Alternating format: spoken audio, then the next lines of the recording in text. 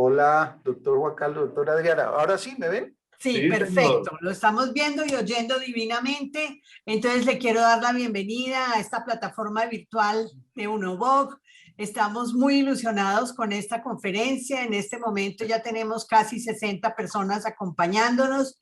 Como les decimos siempre, tratamos de empezar esta conferencia muy puntuales. Las personas se nos van uniendo en el camino de la charla, pero queremos pedir el favor de empezar esta conferencia de una vez en este momento y quiero agradecerle muy especialmente por el tiempo que nos va a dedicar y la conferencia que nos va a dictar. El coordinador de la charla es el doctor Juan Carlos Vargas. Entonces, Juan Carlos, le cedo la palabra. Gracias, doctor Adrián. Doctor Enrique, muchas gracias. Doctor Juan Para Carlos, un todos abrazo. nuestros amigos y colegas, el doctor Juan Enrique Niño Guarín es notario 43 de Bogotá. Ya llevas bastanticos años de notario. Y Más de ocupó 20. lugar destacadísimo en el concurso de méritos del año 2008. Después del doctor Juan Carlos. Ahí vamos casi parejitos. Juan Enrique es un hombre brillantísimo, abogado de la Universidad Libre de Colombia, magíster en Economía de la Universidad Javeriana, magíster en Comunidades Europeas del Instituto Universitario de Administración y Dirección de Empresas de la Universidad Pontificia Comillas de Madrid, en España, especialista en Derecho Notarial y Registral de la Universidad Externado de Colombia, magíster en Derecho, Programa de Derecho Público de la Universidad Externado de Colombia. Ha desempeñado, entre muchos de sus cargos en su hoja de vida brillantísima, ha sido director administrativo de la Aeronáutica Civil, director ejecutivo de la Corporación Autónoma Regional CAR, Cundinamarca y Boyacá, rector de la Universidad Distrital Francisco José de Caldas, decano de Estudios Avanzados de la Escuela Superior de Administración Pública, ESAP, secretario general del Ministerio de Trabajo y Seguridad Social, profesor asociado de la Universidad Javeriana de Bogotá, de la Pontificia Universidad Javeriana de Bogotá, y además es catedrático de varias universidades en la capital de la República. El doctor Juan Enrique, además de su brillante trayectoria como jurista, es un constitucionalista consagrado. Es a quien siempre llamamos a molestar cuando nos llegan las tutelas. Pero además es un docente de corazón. Más que docente, Juan Enrique es un maestro para todos nosotros. Doctor Juan Enrique, de verdad, muchísimas gracias por acompañarnos esta tarde. Muchas gracias por su generosidad al compartir con nosotros desde ayer la presentación de su conferencia de esta tarde, lo cual nos permite tener ya un abrebocas de lo que será esta magnífica exposición. Este auditorio suyo, muy bienvenido a todos, muchas gracias por estar con nosotros. Les recordamos el favor que siempre les pedimos de mantener apagados sus micrófonos y las inquietudes que se les vayan presentando, por favor, las van escribiendo en el chat, que al final de su exposición el doctor Juan Enrique generosamente va a resolver todas nuestras inquietudes. Doctor Juan Enrique, antes de que usted empiece, yo quería dejarle una enorme inquietud a nuestros compañeros de Bogotá, algo que me tiene muy preocupada el día de hoy, y es que a un compañero nuestro le embargaron la cuenta única notarial por una falsedad que hicieron, una suplantación. Pero quería dejarles esta inquietud porque, según le informaron a él en su banco, no es la primera vez que le hacen una suplantación a un notario en la cuenta única. Entonces creo y quiero sugerir que nosotros buscáramos un mecanismo a través del cual fuera inembargable esa cuenta, dado que se trata de dineros públicos y pues son cuentas generalmente importantes. Entonces quería dejarles como ese comentario y estamos listos desde UNOVOC para oír sugerencias de qué podríamos hacer o cómo podríamos ver para que eso no se repitiera, ¿no? Sí, porque son dineros públicos los que están depositados en esa cuenta. Sí, pero tenemos que responder por ellos. Muy preocupante. Bueno, doctor Niño, no lo interrumpo, quería dejarles esa inquietud para si alguien tiene alguna idea, me la dejen saber y poder buscar una solución a ese problema. Adelante, doctor. Gracias, doctora. Entonces, muy gentilmente, desde la academia me permiten compartir pantalla. Entonces, vamos a ver cómo nos sale esto. Esto es. Ahí están viendo la presentación. Sí, estamos viendo perfecto y lo oímos muy bien. Pero a mí no me ven. No, a usted no. A usted lo vemos si en nuestros monitores ubicamos la vista del hablante. Ok, ok. La vista está, bueno, ok, perfecto. Bueno, muchas gracias a todos los que han asistido a esta academia virtual del notariado. Estoy muy agradecido con los colegas por darme esta oportunidad de compartir reflexiones de la vida sobre el derecho constitucional y los notarios en el día de hoy a partir de dos conceptos. El título que le he puesto a la charla es la doctrina probable de la Corte Suprema de Justicia. Obliga al notario y tiene unos contenidos, tiene unos índices. ¿Están viendo el índice, doctores? Sí, ¿Están doctor. viendo? Esos son los contenidos. Vamos a ver si logramos desarrollarlos en una breboca siquiera de 1 hora, 50 minutos, 1 hora. Vamos a ver si es posible porque es mucho tema y conceptos importantes, pero es repaso para muchos de ustedes. Aquí no vamos a decir nada que no conozcan todos los abogados especialistas en estos temas, como son los notarios del país.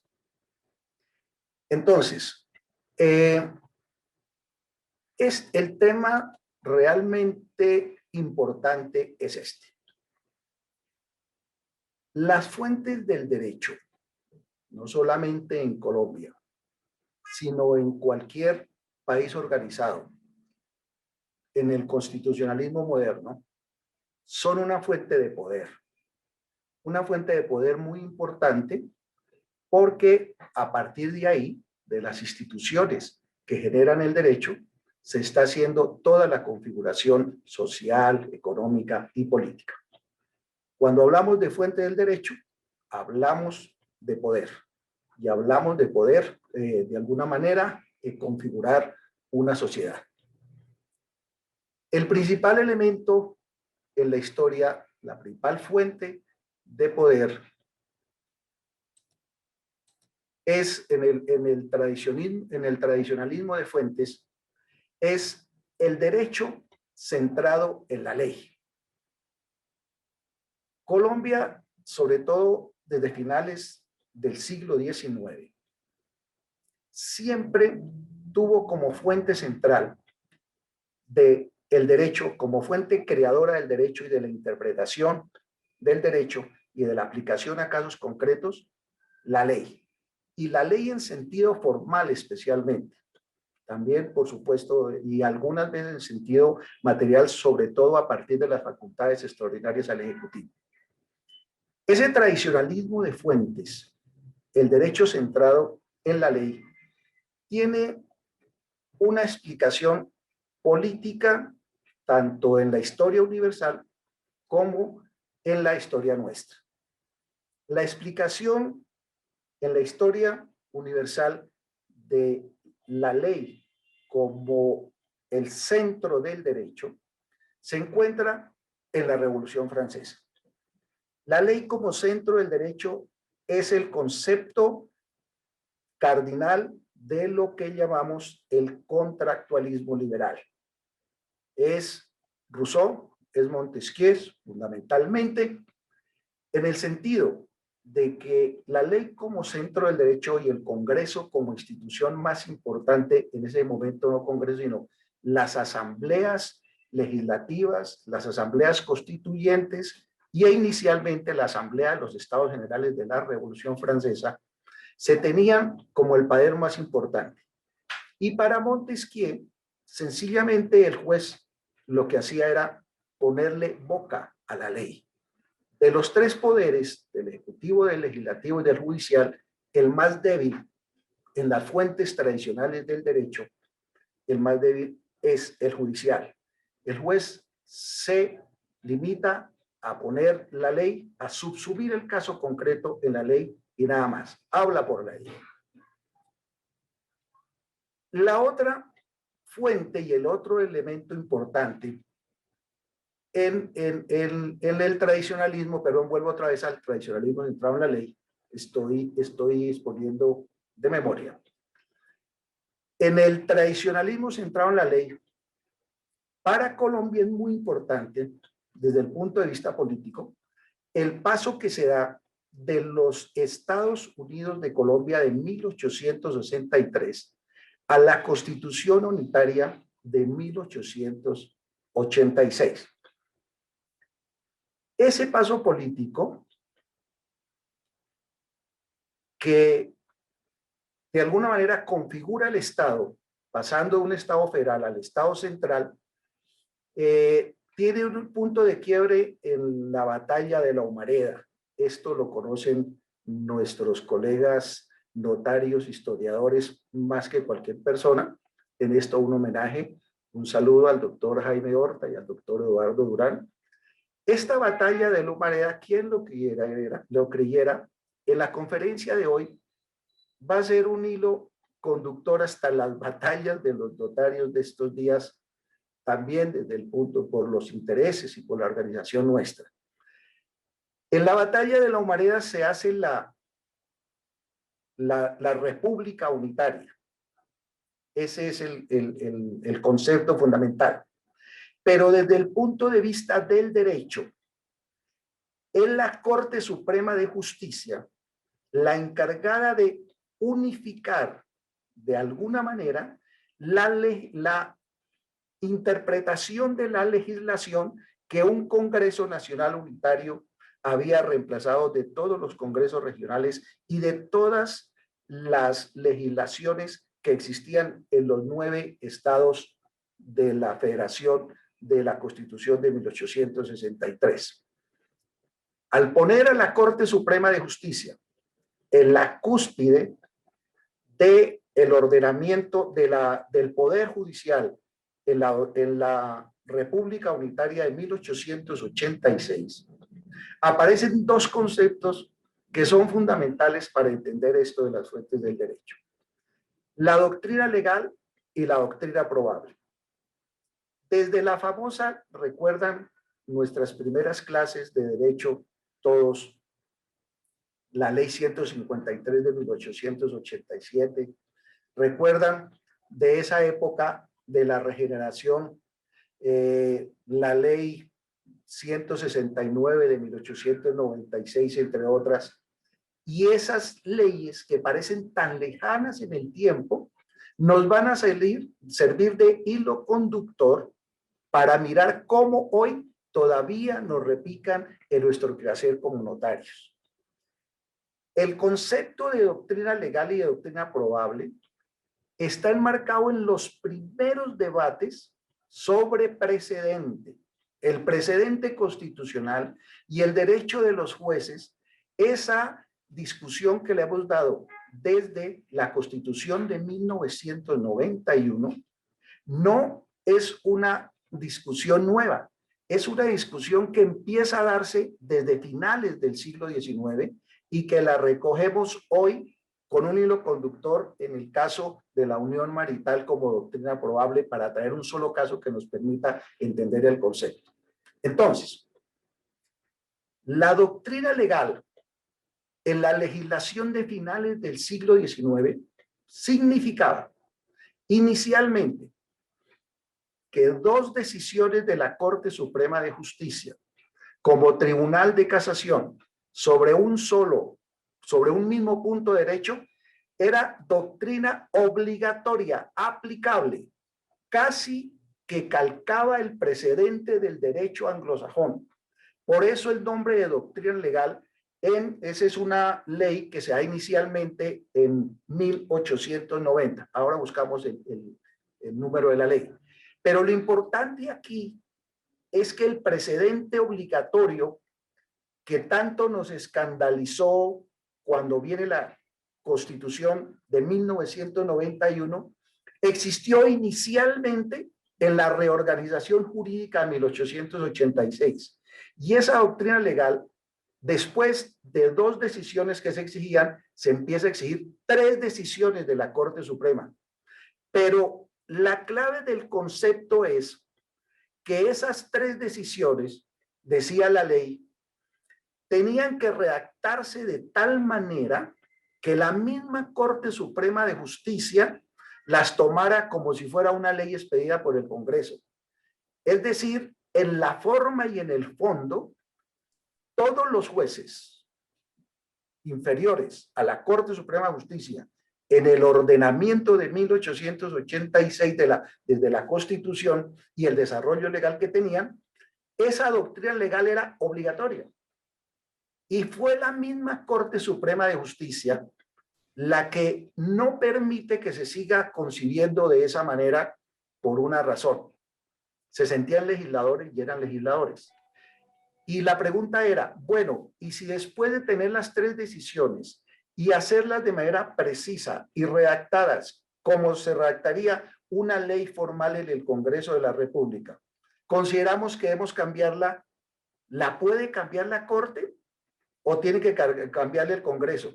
Entonces la Corte dice, estamos siendo legisladores mucho más rigurosos y con mucho más poder que el Congreso, porque el Congreso por lo menos puede derogarla, pero nosotros no tenemos camino en el concepto de doctrina legal para derogarla.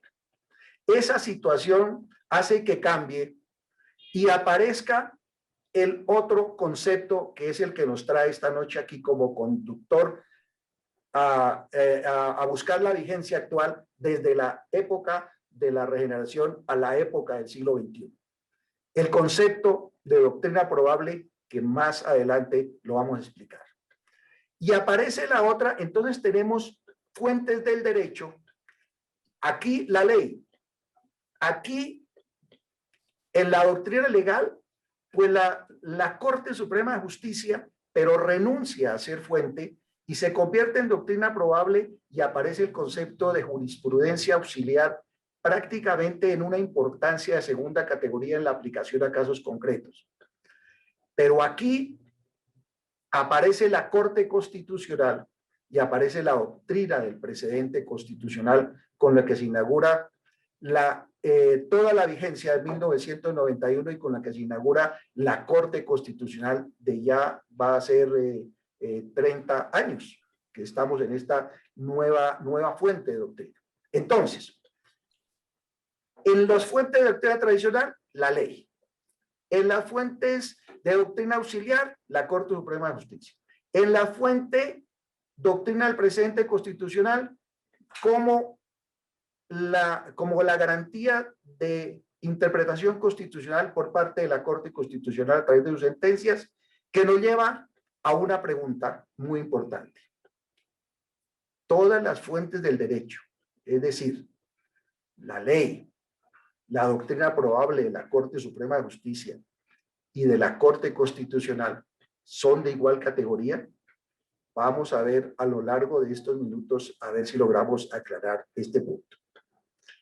Vamos a empezar a mirar una situación que nos lleva a entender la ley como la única fuente de derecho y la ley con todos sus reglamentos como la aplicación y el oficio nuestro como notarios o como jueces o como operadores jurídicos de cualquier razón.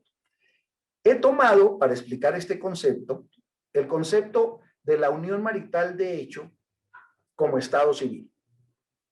Si yo tengo dentro de la fuente tradicional a la ley como la principal herramienta del derecho y de la interpretación al caso concreto, pues es clarísimo que los estados civiles, a partir de nuestro decreto 1260 de 1970, el reglamentario de los estados civiles, es clarísimo.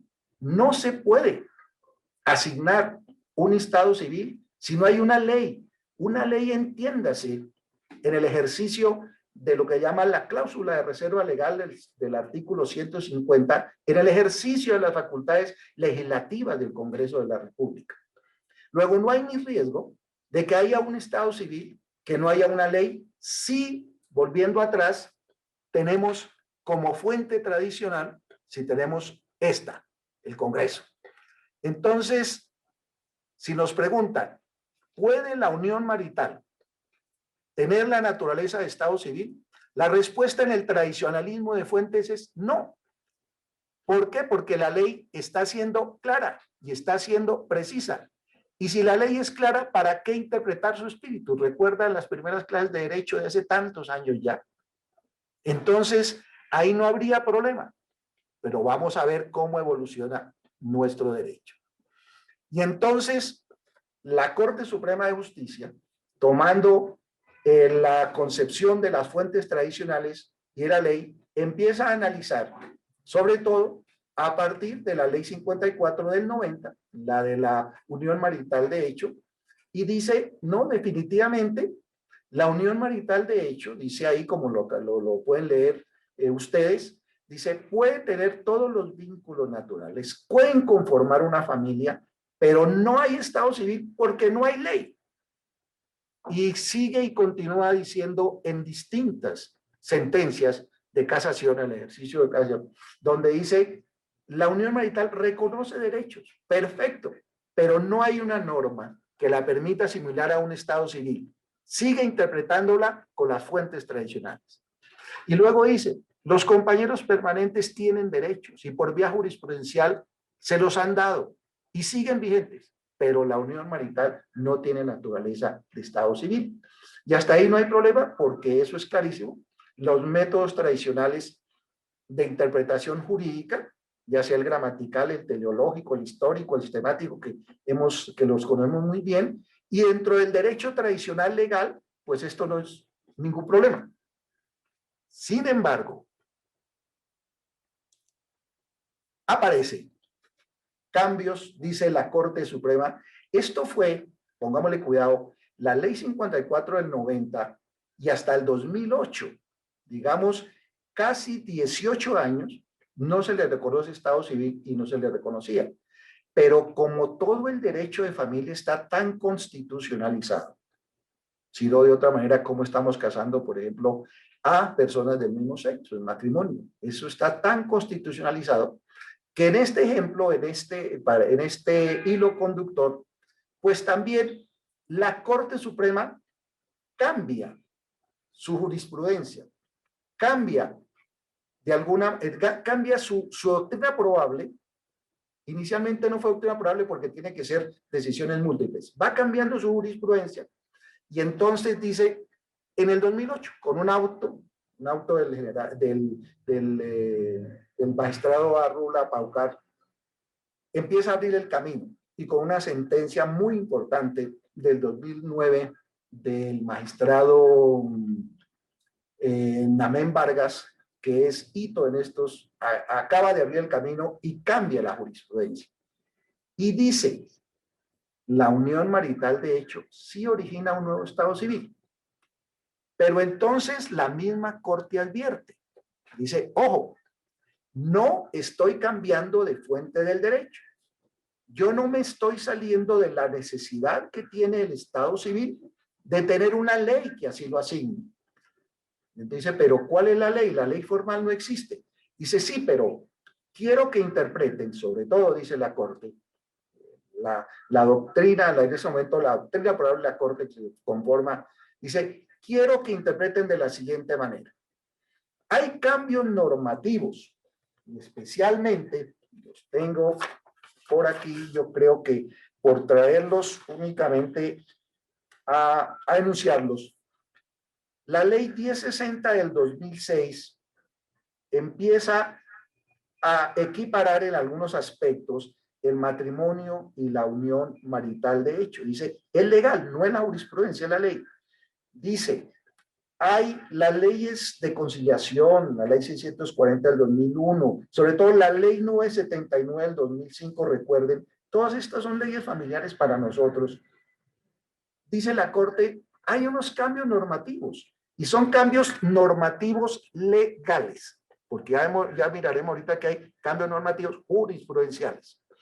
Luego esos cambios normativos nos permiten llegar a la conclusión de que en el derecho legislado, el concepto de subsunción, recuerdan ustedes, del caso concreto que casa perfectamente la norma redactada al estilo keynesiano, dice, con esos cambios normativos, dice la Corte, yo puedo subsumir la unión marital de hecho en su naturaleza de estado civil en el decreto 1260 del 70.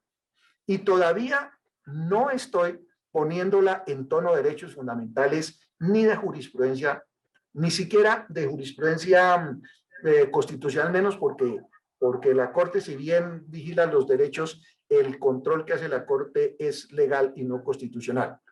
Ahora, la Corte también dice, y mire cómo es el cambio aquí, que es un concepto muy importante que tenemos que tener en cuenta. Recuerden el artículo 42 de la Constitución Política.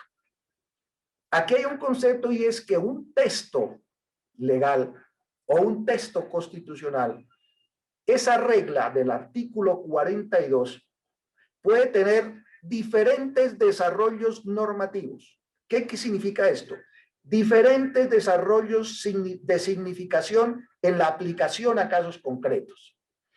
Ese mismo artículo 42 de la Constitución, recuerdan ustedes, el de la familia, da lugar o para que usted tenga una norma que únicamente entienda a la familia como hombre y mujer por vínculos naturales o jurídicos, o tiene otra interpretación sin cambiarle una coma al artículo, que entienda a la familia como vínculos naturales y jurídicos, incluyendo personas del mismo sexo, o que entienda otro significado que se puede poner el artículo 42, como en efecto sucedió, que le sirvió inicialmente a la Corte Suprema para decir que la unión marital no tenía naturaleza de estado civil y que posteriormente el mismo artículo 42, con otro contenido normativo, con otro contenido de aplicación material, le hace decir una cosa diferente, de que la unión marital sí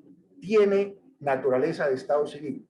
Es decir, de la misma regla jurídica puede tener diferentes contenidos normativos, sobre todo cuando se está en tono de derechos fundamentales. Esto puede sonar un poco abstracto, pero tiene una práctica grande y ya ahorita con otro ejemplo lo vamos a aclarar mejor.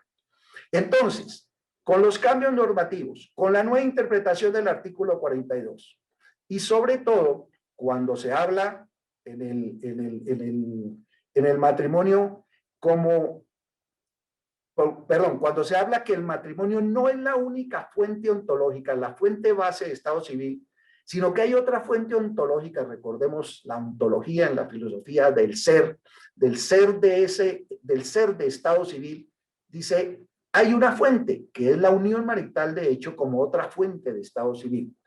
Y luego, que es la más fácil de entender, el argumento de la Corte para cambiar esa jurisprudencia, dice la Corte, interpreto que la Ley 54 de 1990, contrario a lo que se consideró anteriormente, yo sí puedo interpretar que cuando la ley dice conceptualizarla para todos los efectos civiles, ahí está cubriendo el efecto de estado civil.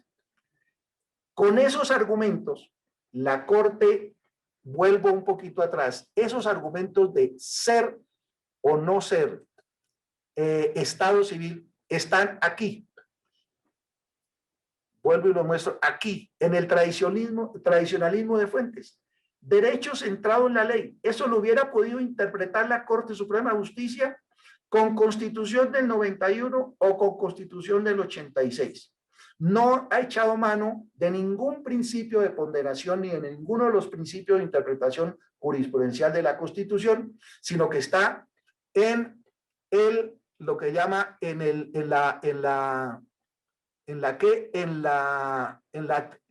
tradicionalismo de fuentes, el derecho centrado en la ley. Yo no sé si me siguen, hasta ahí vamos. Pero aquí viene otro problemita, y hasta aquí no hemos salido porque el poder está ahí y estamos centrados en la ley. La interpretación constitucional que se le dé a esto no aparece por ningún lado todavía. Entonces vamos ahora aquí a explicar lo de la doctrina probable. Para explicar lo de la doctrina probable, perdónenme un minuto, me vuelvo al índice y aquí tengo la definición. Imagínense ustedes nosotros, con tantas cosas que hay que hacer, con la notaría digital, con todos los dolores de cabeza de las asambleas de notarios, y nosotros resucitando una ley de 1896. Uno pensaría que tiene que estar muy desocupado para convocar 100, ciento y pico notarios a que escuchen un artículo cuarto de una ley del siglo XIX. Recién empezaba la regeneración de 1886.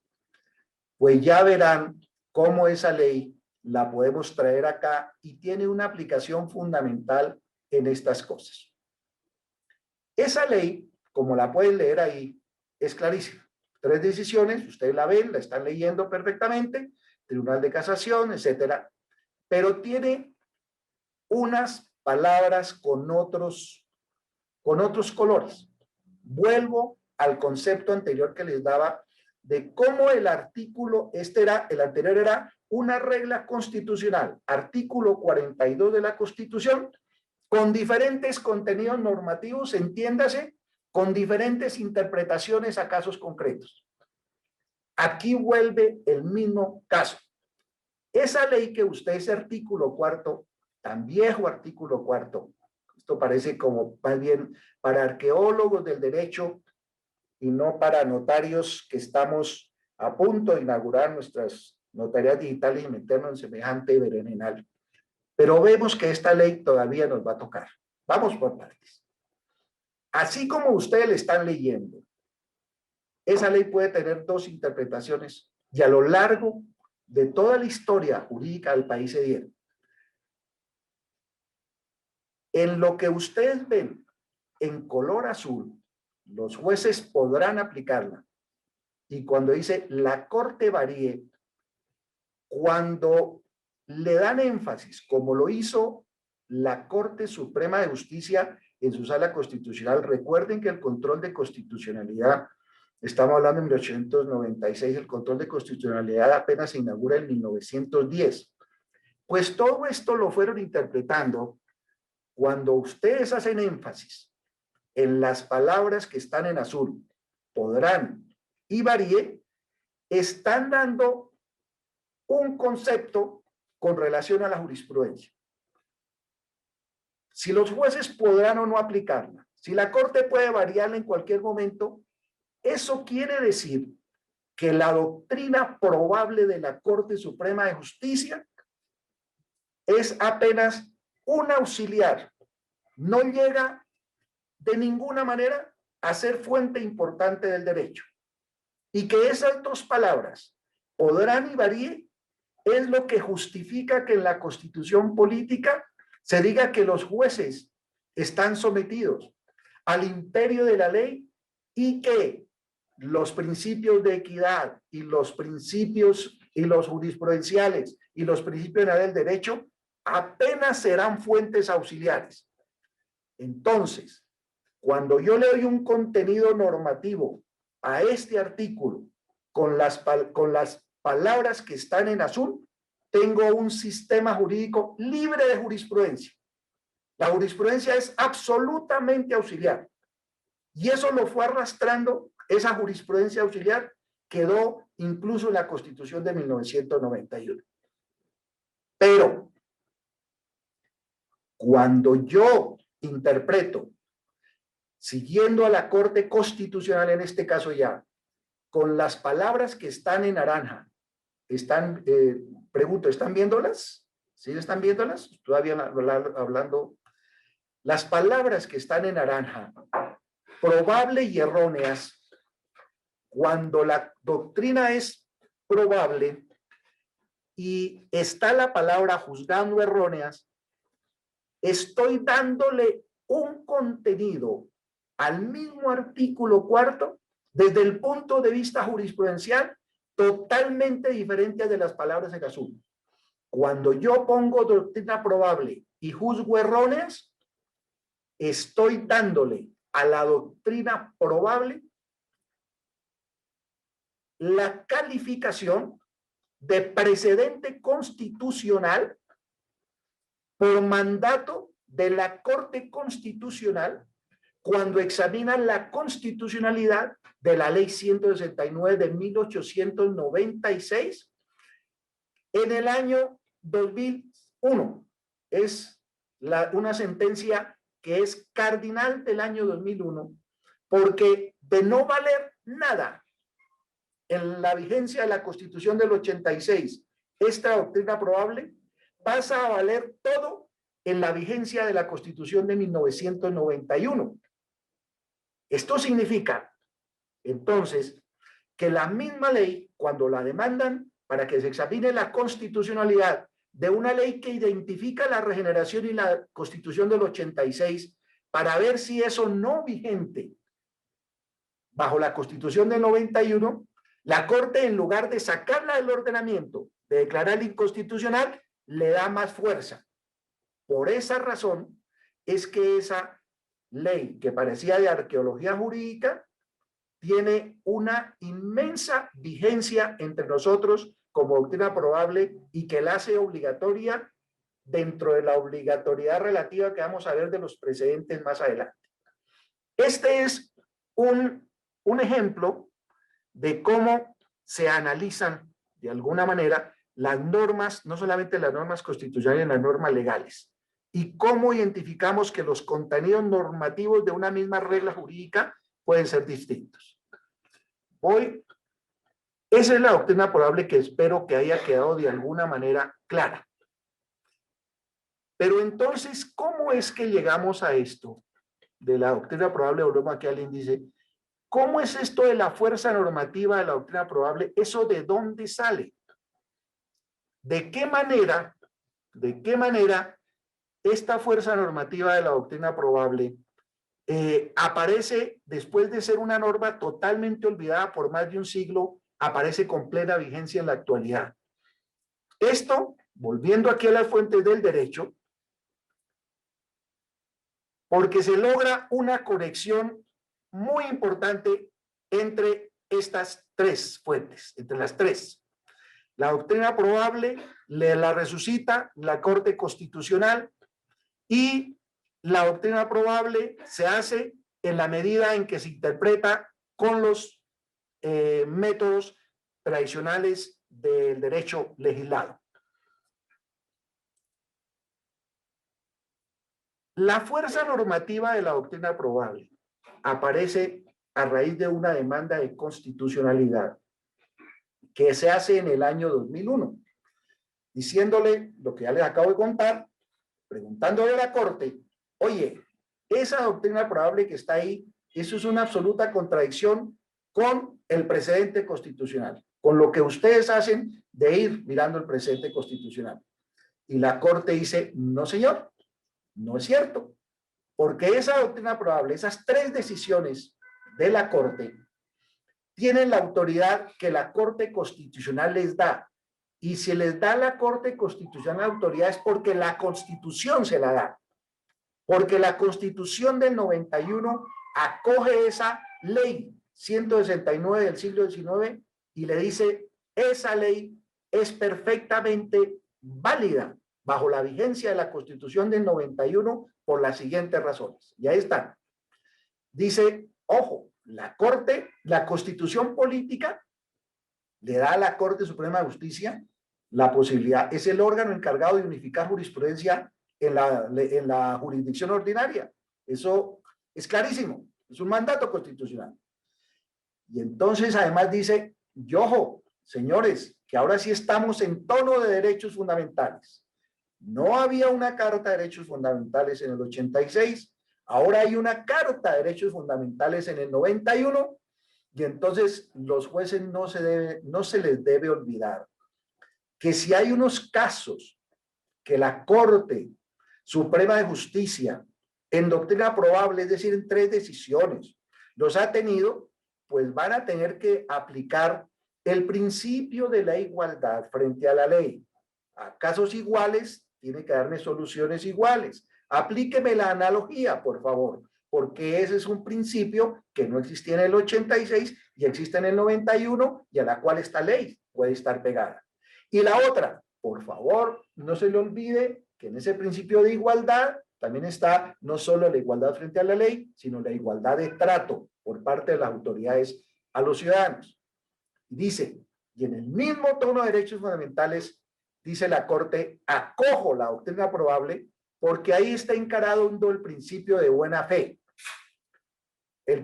Eso está encarando, entendido en este caso, como la confianza legítima en las autoridades.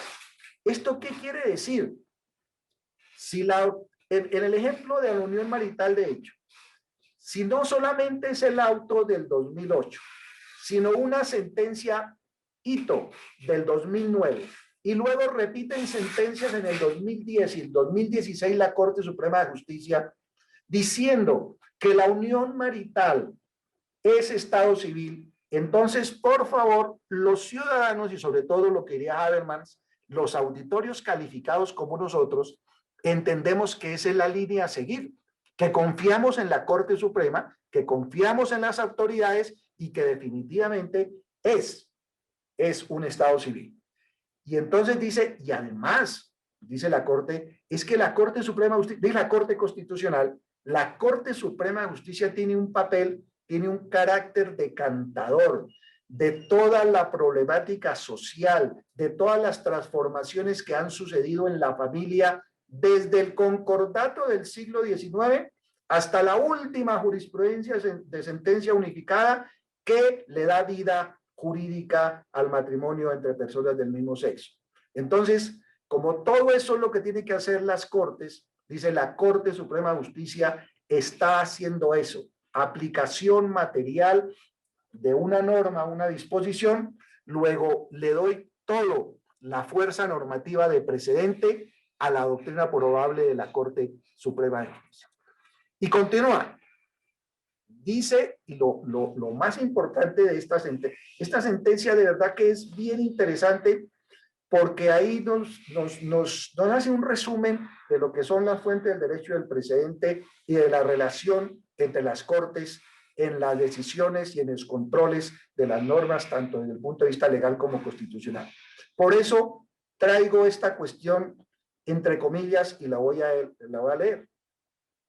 Una decisión judicial que desconozca caprichosamente la jurisprudencia y trate de manera distinta casos previamente analizados por esa jurisprudencia, sobre pretexto de la autonomía judicial, en realidad está desconociendo y omitiendo el cumplimiento de un deber constitucional, con las consecuencias que esto tiene a través de las tutelas, de las vías de hecho y estas cosas que podemos seguir discutiendo en otra oportunidad. Pero entonces, por ese camino, lo que estamos viendo es que si la Corte Constitucional, con base en el tradicionalismo de fuentes centrado en la ley, hace la interpretación de que la unión marital de hecho tiene naturaleza de estado civil, eso no se queda en un saludo a la bandera. Antes del 2001 se hubiera quedado en un saludo a la bandera.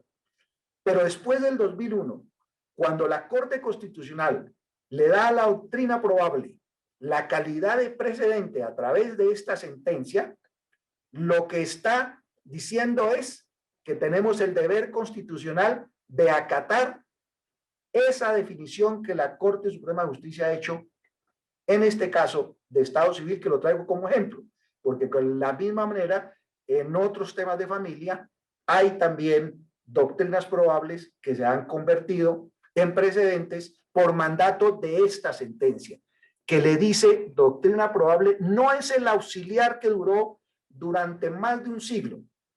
Ese texto de la doctrina probable, este texto que lo tenemos acá, este texto pasó casi nada, pasó todos los análisis de las Cortes Supremas y sobre todo pasó el análisis de lo que llamamos nosotros la Corte Suprema Admirable del primer gobierno de López Pumarejo, ustedes recordarán.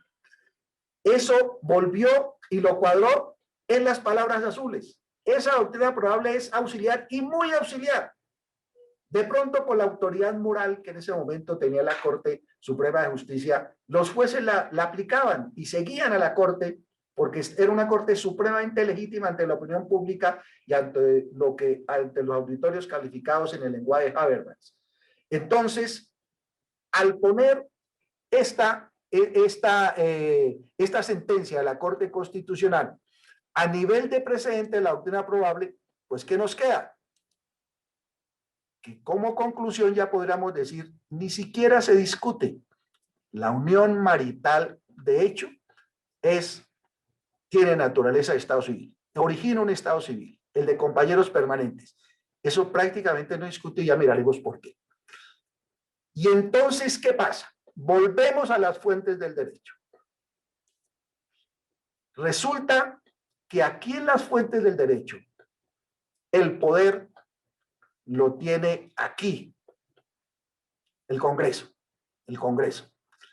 Aquí, de ser auxiliar, se convierte en un precedente, la doctrina probable.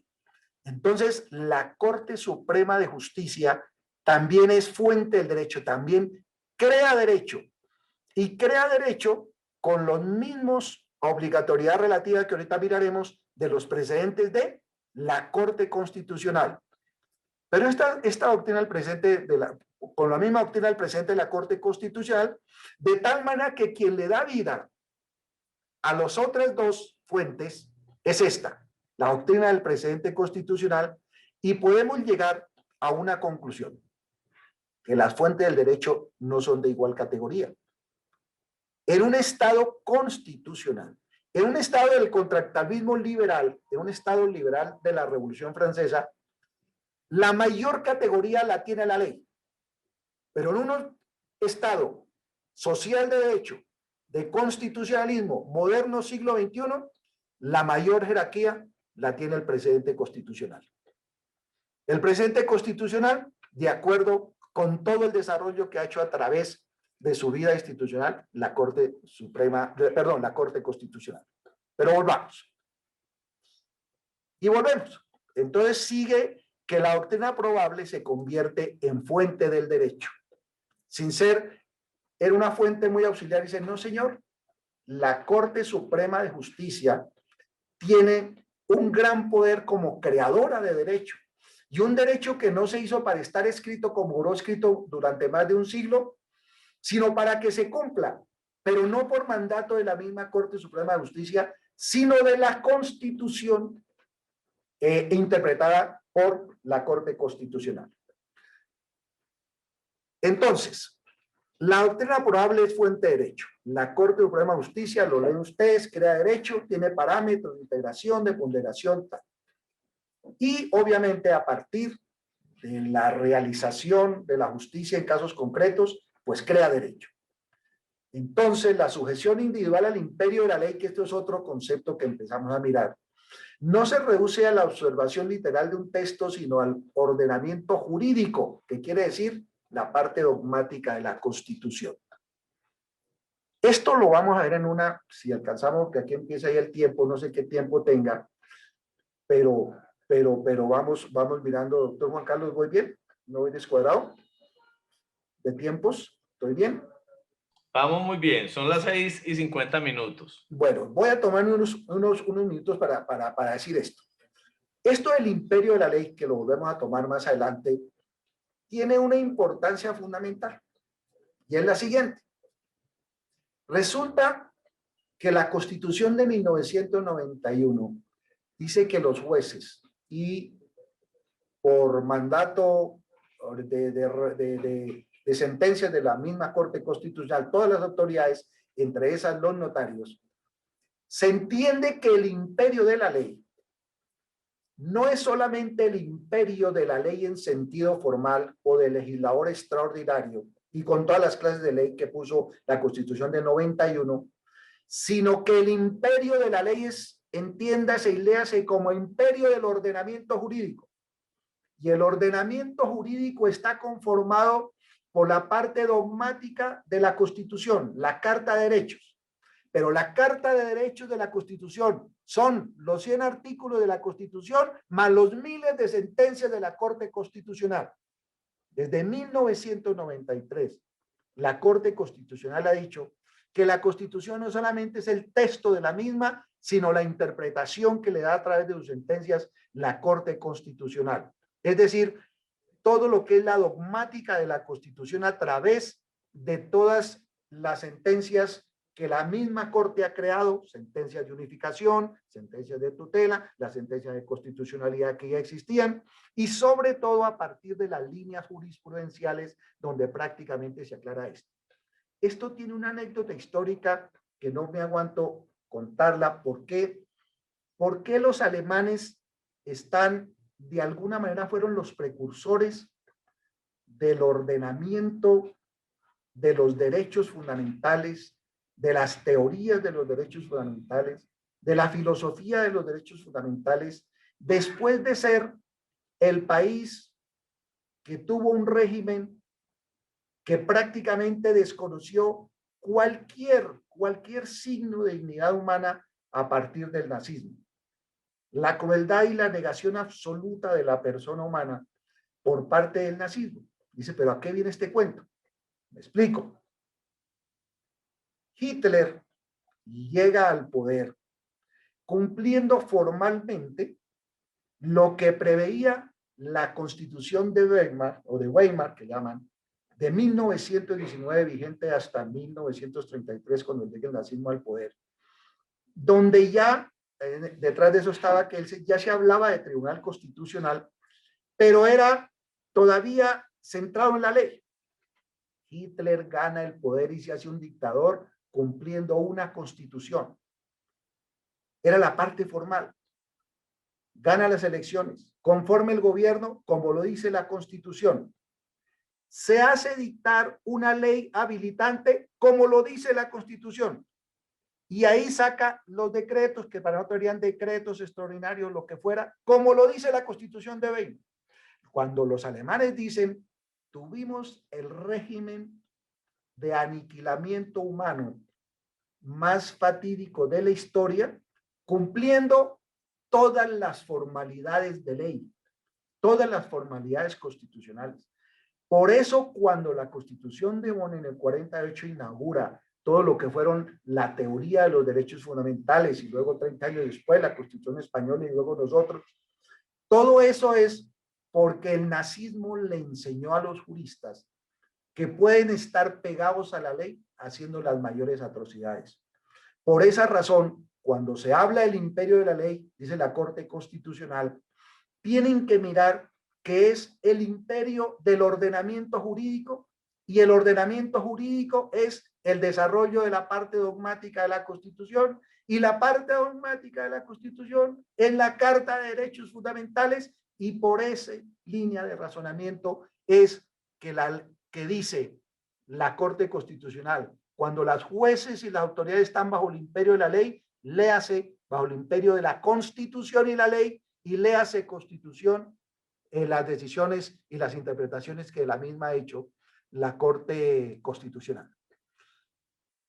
Pero aquí hay otra cosa muy importante, que es los conceptos de precedentes verticales y horizontales, que mire, la Corte Constitucional los ha tomado en otras sentencias, pero toma, es que lo que me causa curiosidad es que toma esta ley de finales del siglo XIX, que le da para constituir la teoría del precedente constitucional entre nosotros a partir del precedente vertical y horizontal. El precedente vertical, para entender, es que sencillamente la Corte Suprema de Justicia está en la cúspide, y los demás, la jurisdicción ordinaria y los demás autoridades jurisdiccionales, tribunales, jueces, son jueces inferiores porque la misma Constitución así lo establece. Y ahí lo leemos. La autoridad de la Corte Suprema de Justicia para unificar jurisprudencia tiene su fundamento en que también garantiza derechos fundamentales de las personas. Y la Constitución constituye un plus. Tiene un valor normativo mayor que la del resto de jueces de la jurisdicción ordinaria. Es un precedente vertical. Pero la otra es el precedente horizontal, que está en la palabra errónea que veamos nosotros aquí anteriormente. Por eso un juez inferior tiene una carga argumentativa mayor que la de la misma Corte cuando se quiere apartar de la doctrina probable. La Corte podría apartarse de la doctrina probable al considerarla errónea, de acuerdo a eso, con una carga argumentativa que no es tan exigente si es un juez inferior el que la hace. Y en esto hay un ejemplo muy bonito en una sentencia que fue ponente de la actual procuradora. Y me explico. La actual procuradora, ya en el momento en que da la sentencia, ya existía la doctrina probable de la retrospectividad de la unión marital de hecho, de la ley 54 del 90. Retrospectividad que recuerden es que uniones maritales que hayan empezado antes de la vigencia de la ley y se mantengan vigentes después de la misma, tienen que interpretarse esta ley desde el momento en que se inicia la unión marital y no desde el momento en que es vigente la ley. Entonces aquí, ¿a qué viene al volver a este punto de la ley 169? Que ya la Corte Suprema de Justicia les había dicho como doctrina probable, llevan más de 3 sentencias, donde decía la retrospectividad de la ley 54 del 90 es doctrina probable. De hecho, los obliga, salvo que usted quiera apartarse. Hay un caso que se aparta. Un juez del norte de Santander, creo, acepta la retrospectividad de la ley 54 diciendo que es la doctrina probable de la Corte. Pero el Tribunal del Norte de Santander se aparta de la doctrina probable, pero se aparta como debe apartarse una autoridad judicial. Enumera cuál es la doctrina probable y da los argumentos por los cuales no lo acepta. Argumentos fuertes y válidos que llevaron eso sí a casación, pero por otros motivos no por eso. Sin embargo, en casación, la ponencia de la doctora Margarita dice, hombre, felicitar al tribunal. El tribunal entendió que tenía que argumentar, tenía que tener transparencia y tenía que tener una carga argumentativa muy seria para apartarse de nuestra doctrina y lo hizo. Pero casamos diciéndole que de todas maneras la doctrina probable nuestra se mantiene y da los argumentos la doctora Margarita y la sala y desautorizando al juez, pero felicitándolo porque argumenta, se mantiene la doctrina probable de la retrospectividad de la ley 54. Este es un ejemplo de la autoridad moral y la legitimidad de los jueces. Eso lo tiene la Corte. Aquí, esta es donde dice, estas erróneas, esto tiene que ver con el precedente horizontal. Y donde está esto probable y errónea tiene que ver erróneas con el precedente horizontal y probable con el precedente vertical, tal como ya lo vimos. Yo no sé, porque ahora llevamos 50 minutos, pero creo que tenemos que terminar esta argumentación. Sí. Bueno, vamos a mirar ahora los precedentes. Están. Muy bien. Aquí hay una cuestión que es también muy importante con relación a las fuentes del derecho. Si bien es cierto que las fuentes del derecho, volviendo a nuestro cuadro inicial, estas fuentes del derecho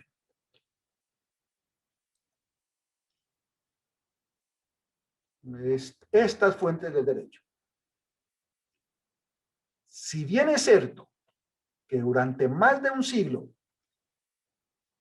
la fuente principal es la ley, a partir de 1991 las fuentes son fuentes principales, tanto el precedente como la doctrina probable por mandato de la Corte Constitucional. ¿Pero esto qué quiere decir? Entonces decimos, ok, y por ejemplo los notarios, que esto es muy importante, que esto daría lugar a otra conferencia, que tenemos un oficio, cumplimos unas funciones que son producto del tradicionalismo de fuentes, del derecho centrado en la ley.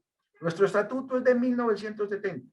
Claro que ha sido examinado ya por la Corte Constitucional, casi en todos, casi la mitad del estatuto ha sido examinado ya. Pero está centrado en la ley. Entonces decimos, oiga, o sea que a partir de 1990 el derecho está constitucionalizado. ¿Y qué hacemos con lo que nos enseñaron desde la ley 153 del 87, con las fuentes, con los métodos tradicionales de interpretación del derecho? Eso quiere decir que entonces el método gramatical, el método histórico, el método teleológico, el método sistemático, los de Savigny, ¿se acuerda lo que nos enseñaban por allá en los primeros semestres de la carrera? Entonces eso ya está, ¿eso dónde lo ponemos? Si aquí está, en esta jerarquía ponemos el precedente constitucional, ¿dónde ponemos entonces el precedente? Pues la Corte Constitucional tuvo la oportunidad de examinar, recuerdan el artículo 27 del Código Civil, que cuando estoy dictando de memoria, que cuando la ley es clara, no es susceptible de salir de su tenor literal sobre pretexto de consultar su espíritu y todas esas cosas. Pues bueno, demandaron ese artículo diciéndole, ojo, como la fuente principal es el precedente y no la ley, entonces por favor, esa ley que de alguna manera está subordinada a la Constitución, entiéndase precedente como interpretación de la misma, pues ¿qué vamos a hacer con esos, con la interpretación legal, con el derecho legislado? ¿Dónde diablo lo metemos? Señores de la Corte Constitucional, en estas fuentes del derecho, donde la Corte Constitucional inaugura la doctrina del precedente constitucional, ¿dónde cabe el derecho legislado? Y más para los notarios, donde nuestro es tan legislado que a veces tenemos la ley y si no sale una instrucción o una circular de la superintendencia, nos da miedo aplicarla. Imagínense, estamos tan metidos en la fuente del tradicionalismo de fuentes, centrado en la ley y en sus reglamentaciones, cuando la Corte está diciendo otra cosa. ¿Y entonces en qué queda? Al demandar el artículo 27 de la interpretación gramatical, la Corte llega a una conclusión. Dice, ojo, el derecho legislado está vigente. Lo único que nosotros estamos interpretando la Constitución, pero los métodos de interpretación legal son obligatorios, son de mandato. Los operadores jurídicos tienen que hacerlo. Solamente que se puso una capa superior de que no son suficientes en la medida en que haya una duda, pero una duda que la da es la Corte, una duda que la pone es la Corte Constitucional, en el sentido de que la ley esté o no de acuerdo con la Constitución. Ley, toda ley se presume constitucional, mientras no se demande, salvo por la excepción de constitucionalidad, que es rara cuando se aplica, pero la acción pública de constitucionalidad es la que va definiendo qué leyes se quedan o no. Luego, las leyes que se quedan se siguen interpretando tal como nosotros aprendimos el derecho hace más de 40 años, cuando la ley era la principal fuente, y no hay problema. Pero entonces dice, ojo, pero hay un principio, hay una supremacía constitucional que crea una vinculación jurídica, que hace una obligatoriedad, y que es la siguiente. El artículo 4 de la Constitución le dice, crea y define el principio de supremacía constitucional, tal como ustedes lo están leyendo ahí. La Constitución norma de normas, y en caso de incompatibilidad, no hay nada que hacer, prevalecen las normas constitucionales. Eso no tiene ningún problema en entenderse. Y aquí está. El problema que asume al estudiar la Corte Constitucional en este artículo fue, cuando el sentido de la ley sea claro, ¿recuerdan ustedes el artículo 27? Ahí está ahí. Dice dos problemas. ¿Es una barrera la aplicación del principio de supremacía o es una norma que debe interpretarse de tal modo que no excluya la vigencia de ese principio? Y la Corte, por supuesto, se fue por la B. Dijo, no, esa norma está vigente. El artículo 27 es una norma absolutamente vigente con todos los demás métodos de interpretación legal. Y entonces, ¿por qué? porque hay normas, hay una función jerárquica, donde hay, dice, ese principio que tiene dentro del orden jurídico, el principio de supremacía constitucionalidad, dice, es que es clarísimo, hay una función jerárquica, hay una función directiva y hay una función integradora, que son las que tenemos ahí y que definitivamente hay que mirar. Yo no sé qué tanto tiempo tenga Juan Carlos, porque me voy a meter en una cuestión bien importante de esto del precedente, qué tanto tiempo y qué tan cansados estén. Doctor Juan Enrique, son las 7:05. La idea es que ustedes pongan hasta las 7:30 para que luego abramos el espacio para las preguntas. Pero vamos muy bien, porque es que sin estos precedentes no podemos concluir lo que sabemos que usted nos va a contar ahorita. Sí.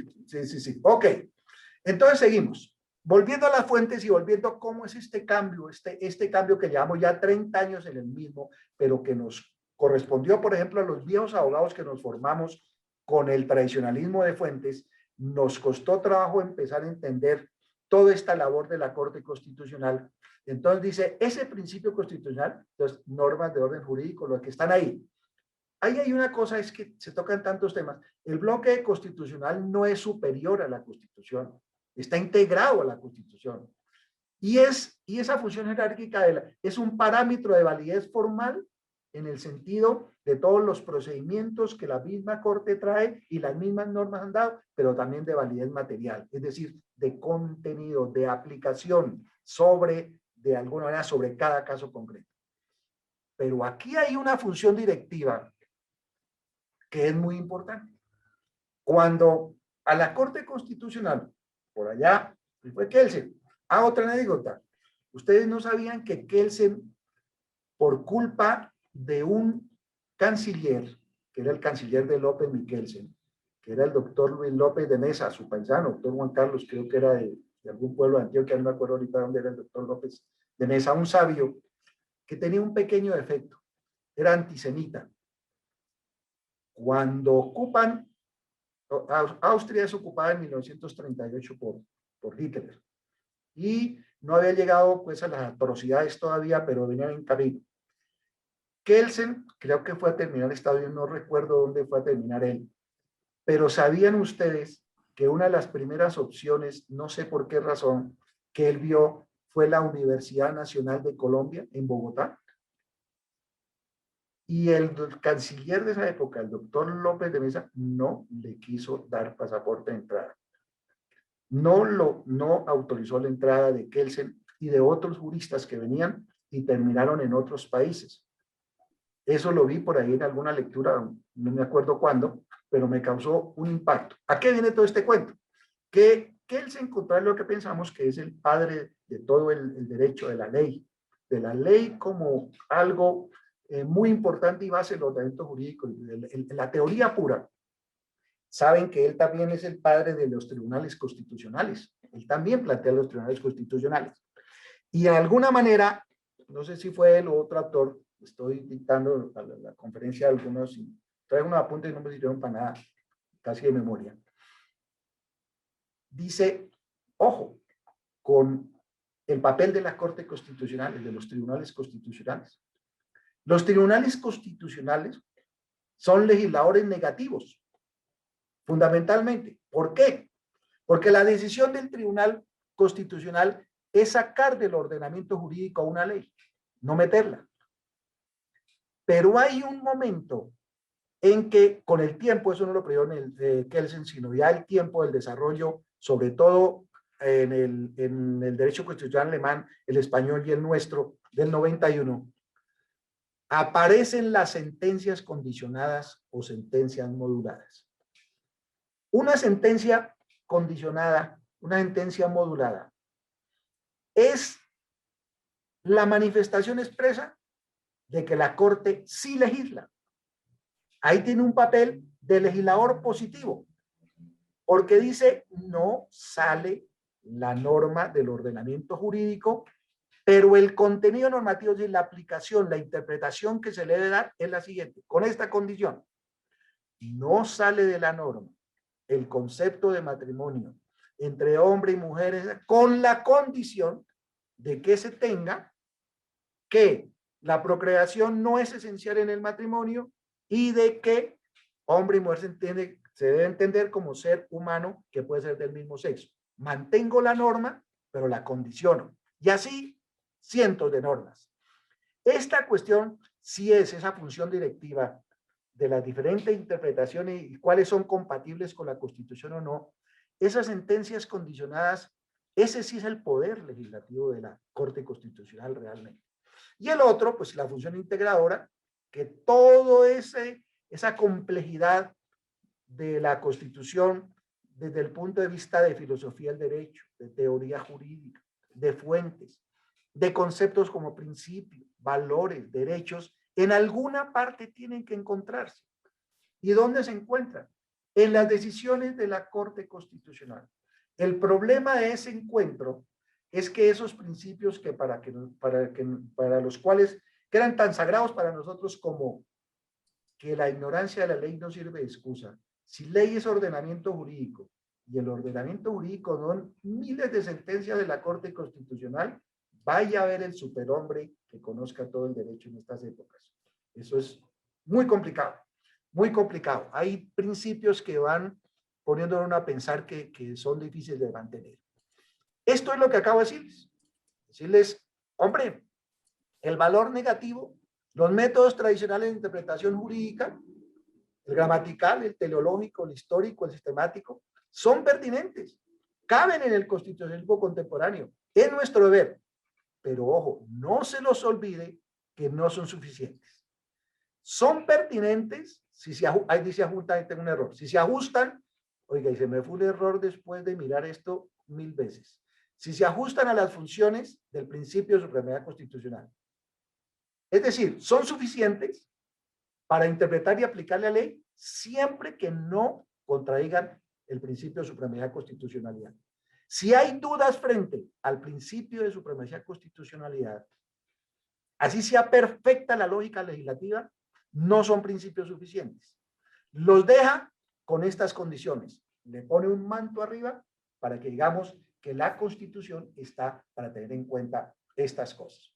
Eso es supremamente clave en el sentido, en la teoría de fuentes. Pero el precedente, ¿cómo es el cuento? Tenemos el artículo 4, tenemos esto. No es un sistema libre de jurisprudencia lo que tenemos. ¿Qué es lo que tenemos en Colombia? No es un sistema libre. La jurisprudencia dejó de ser, de alguna manera, un auxiliar para convertirse en una fuente, tal vez, y si es la de la Corte Constitucional, la fuente más importante del derecho. Pero no es un sistema de precedente absoluto. Todo caso análogo a uno anteriormente fallado tendría que ser decidido de idéntica manera. Ese es el stare decisis del derecho anglosajón. Ese no es el nuestro. Tiene, de alguna manera, tocado en algunas sentencias elementos del derecho anglosajón, pero no es el nuestro. Lo que sí es el nuestro es lo que los tratadistas y la misma Corte llaman, es un sistema relativo. Relativo sí, pero vinculante. Es vinculante de jurisprudencia. ¿Esto qué quiere decir? Esto quiere decir que al metérsele a la decisión, dice, un precedente adoptado tiene un peso específico como argumento. No es decisivo. Para decidir el mismo sentido en casos análogos.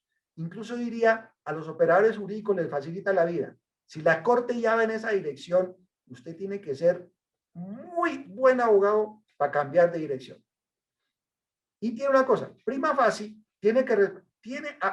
al rompe, tiene que respetar el precedente. No es un deber definitivo constitucional, pero tiene que respetarlo.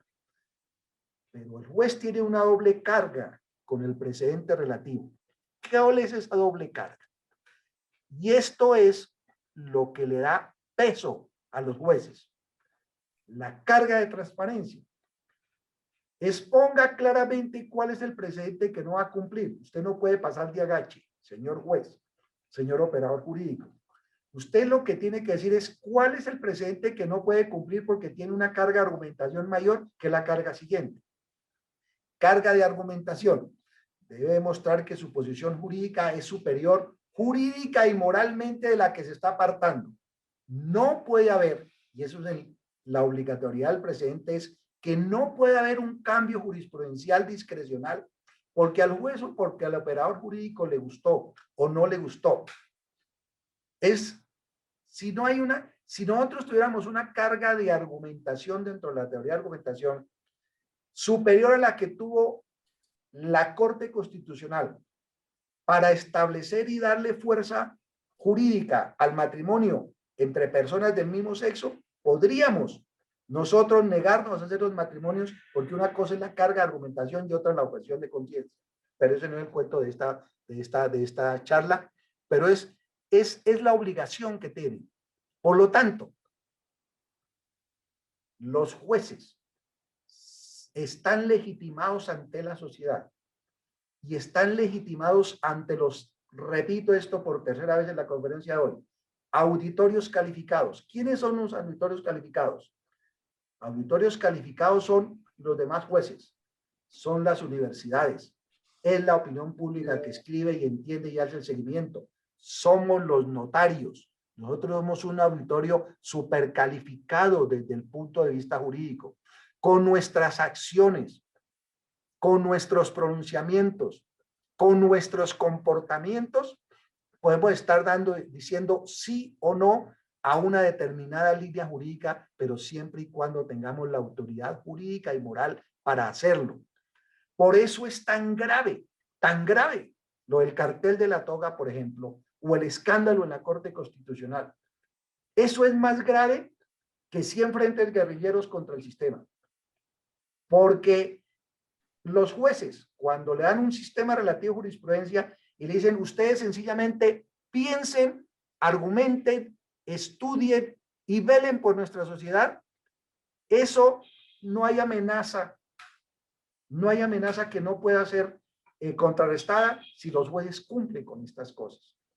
Es decir, la profesión del juez, cuando tiene un precedente constitucional tan fuerte que le exige una superioridad moral, pues la responsabilidad frente al país es mucho mayor. Aquí traigo otra anécdota que a veces nos pasa. Miren, para que vean la importancia de la Corte Constitucional. En el 2010, ¿recuerdan ustedes? El señor presidente Uribe tenía todos los factores de poder que la teoría política le da a un régimen presidencial. Tenía los partidos políticos, tenía la opinión pública con más del 80%, tenía las fuerzas militares, tenía la embajada americana y los demás factores de poder externos, tenía las fuerzas y las autoridades y los factores de poder regionales, tenía todos, menos le faltaba un factor de poder moral que no tenía. Le faltaba el visto bueno de la Corte Constitucional. Cuando dicen que al presidente más popular en ese momento, el señor presidente Uribe, no puede un tercer periodo, no fueron ni la presión de ningún otro factor, sino el factor moral de la Corte Constitucional el que lo sacó. Eso a veces no lo valoramos. No valoramos eso.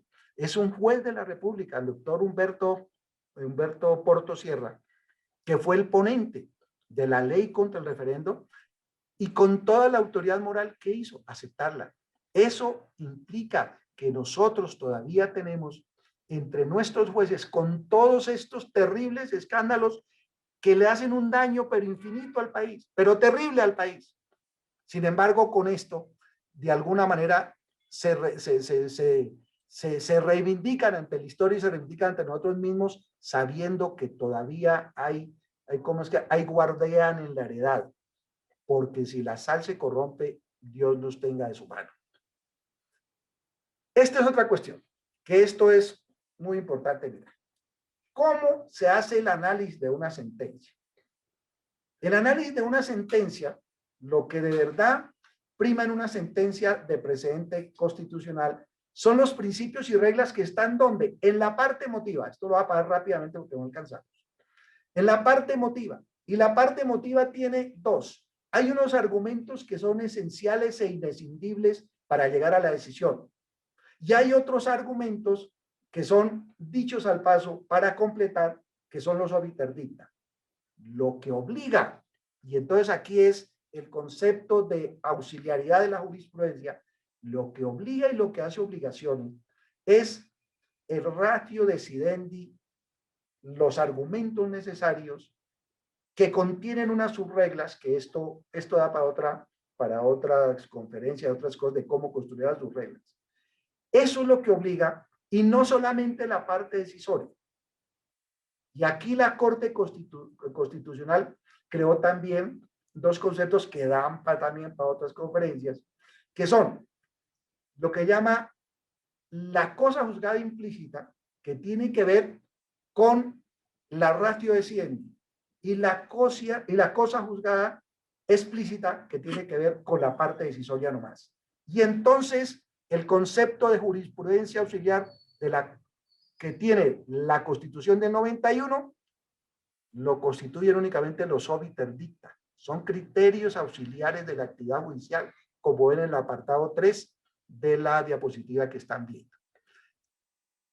El imperio de la ley, que ya lo vimos, es todo el ordenamiento jurídico de de alguna manera. Esto es un ejemplo de una subregla constitucional. Si inicialmente la unión, volviendo al principio, la unión marital de hecho inicialmente, tomando únicamente el análisis de las fuentes tradicionales, es decir, de la ley, únicamente, no tenía mayor peso porque frente a la doctrina probable antes del 2001, la doctrina probable era auxiliar entre los auxiliares, no le había dado el peso a la Corte Constitucional. Si después de la doctrina probable ser precedente también por mandato de la Corte Constitucional y se convierte en precedente obligatorio relativo, yo podría sacar una subregla. Estas son las subreglas que hacen los intérpretes constitucionales, en el sentido de que yo podía escribir lo que la Corte Constitucional dice en la ratio decidendi, ¿sí? O en la parte, sobre todo en la ratio decidendi, yo puedo sacar las subreglas a partir de esto, y la subregla de todo este ejercicio de la unión marital de hecho, como con la naturaleza de Estado civil, sería una cosa parecida a esto. La subregla, dicen algunos tratadistas, es trate de poner con la misma estructura de la ley la subregla de la Corte Constitucional, y va a entender que la Corte, sobre todo, como dijimos ahorita, en las sentencias condicionadas está creando derecho, y redacte. Entonces, este es un ejemplo que yo redacté y que haría de todo este ejercicio lo siguiente. Los notarios, como autoridades constitucionalmente reconocidas, están en la obligación de aplicar todas las leyes y reglamentaciones del estado civil de las personas al estado civil de compañero permanente en una unión marital de hecho. Casi que legisla la Corte Suprema de Justicia en doctrina probable, y la Corte Constitucional dice esa doctrina probable es precedente y por lo tanto todas las autoridades tienen que cumplirla, y podríamos poner el mandato en nuestro fuente tradicional, en nuestro tradicionalismo de fuentes, como una ley que diría eso.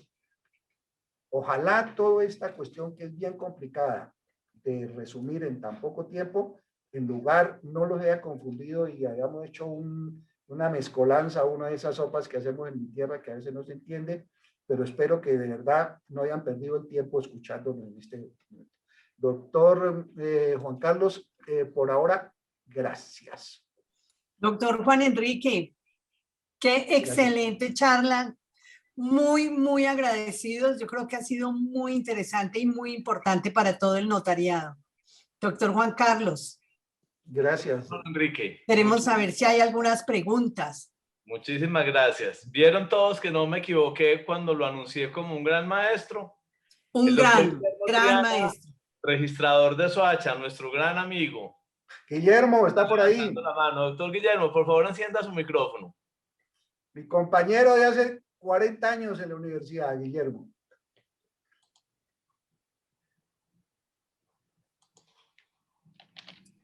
No lo escucho.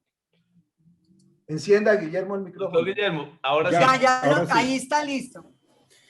Bueno, en primer lugar, felicitaciones al doctor Niño. No, hombre, Juan Enrique, ¿qué, Guillermo? Por una razón, porque es que yo lo conocí jugando en la cancha de las matemáticas, de la economía y de la econometría. Y ahora lo veo jugando en la cancha de la interpretación del derecho.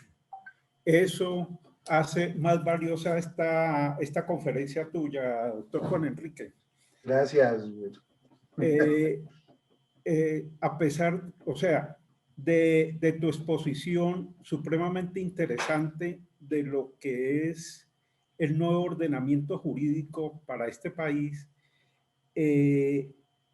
quiero traer un poco el tema de la aplicación de estos precedentes, de esta nueva estructura constitucional en jurisdicciones como la de familia, para el tema específico de la unión marital de hecho, para la jurisdicción civil, en muchísimos casos, pongo un ejemplo, simplemente un ejemplo, la restitución de inmueble arrendado, por ejemplo, para la jurisdicción laboral, en el caso de las pensiones, para la jurisdicción administrativa, etcétera, que mi experiencia, lo que veo todos los días como registrador, es que dentro de lo que es el fallo de tutela, se aplica exactamente esta estructura que tú acabas de exponer, pero sin ninguna duda.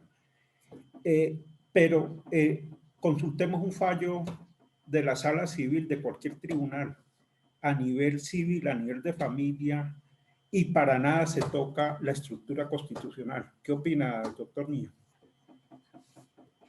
Hombre, sí, a ver, si yo fuera abogado litigante y viera un tribunal que no toca para nada la estructura constitucional, por ejemplo, en familia donde gran parte del derecho de familia está constitucionalizado, es que el mayor ejemplo es que nosotros tenemos matrimonio de personas del mismo sexo por mandato es un mandato de la Corte Constitucional cuando debería ser de reserva del Congreso. Ese solo ejemplo nos debe llevar a pensar, si el tribunal no lo aplica, yo siendo abogado litigante llevaría el argumento del presidente y créamelo que el tribunal es culpa de los abogados.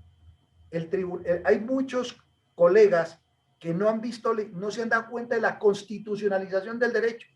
Si yo fuera experto en derecho de familia y si estuviera litigando en derecho de familia, créame que hay unas líneas tan especiales, tan claras de interpretación que no habría, son unos argumentos tan fuertes en ese y en otros temas que el tribunal le quedaría o al juez le quedaría muy difícil apartarse. De verdad que uno podría litigar con la Constitución, no con la Constitución, con las sentencias de la Corte Constitucional en la mano. Porque el precedente, usted lo puede sacar, pero si yo le demuestro a una sala de un tribunal una argumentación contundente a partir de una línea, lo que pasa es que nosotros no sabemos leer las sentencias. Nosotros nos llegan aquí en las notarías abogados con una hojita donde dice, mire, es que esto dice la sentencia. Eso no es hojitas, son argumentos serios. Esto es para abogados. ¿Sabe qué es lo bueno de esto? Que es más complejo, pero yo tengo la esperanza de que no hay algoritmo que nos pueda reemplazar estos análisis. Eso es la esperanza. Por más que quieran automatizar el derecho, llega el momento en que no van a poder ni con la filosofía ni con la teoría jurídica. Es responsabilidad de los abogados litigantes y de estudio. Es que esto exige estar al día en esto es imposible. Es imposible. Entre miles de sentencias hay que saber escoger. Ahí ahora nos va a servir mucho todo esto del Big Data y estas cosas. Gracias, Guillermo. Sí, perdón, hago un paréntesis, doctor Juan Carlos, de lo que acaba de explicar el doctor Juan Enrique. Es que por eso muchas sentencias de casación, por ejemplo, terminan finalmente siendo reevaluadas a partir de tutelas o a partir de otro tipo de cosas, porque ya la aplicación de este nuevo esquema constitucional en una cuarta instancia, que es la que se creó. Pero es muy importante es que de alguna manera se haga la implementación, la armonización, el ajuste desde la primera, segunda y en casación de estos temas constitucionales, doctor Juan Enrique. Lo esperamos en una maestría que nos vamos a inventar aquí con el doctor Juan Carlos para mirar todo eso.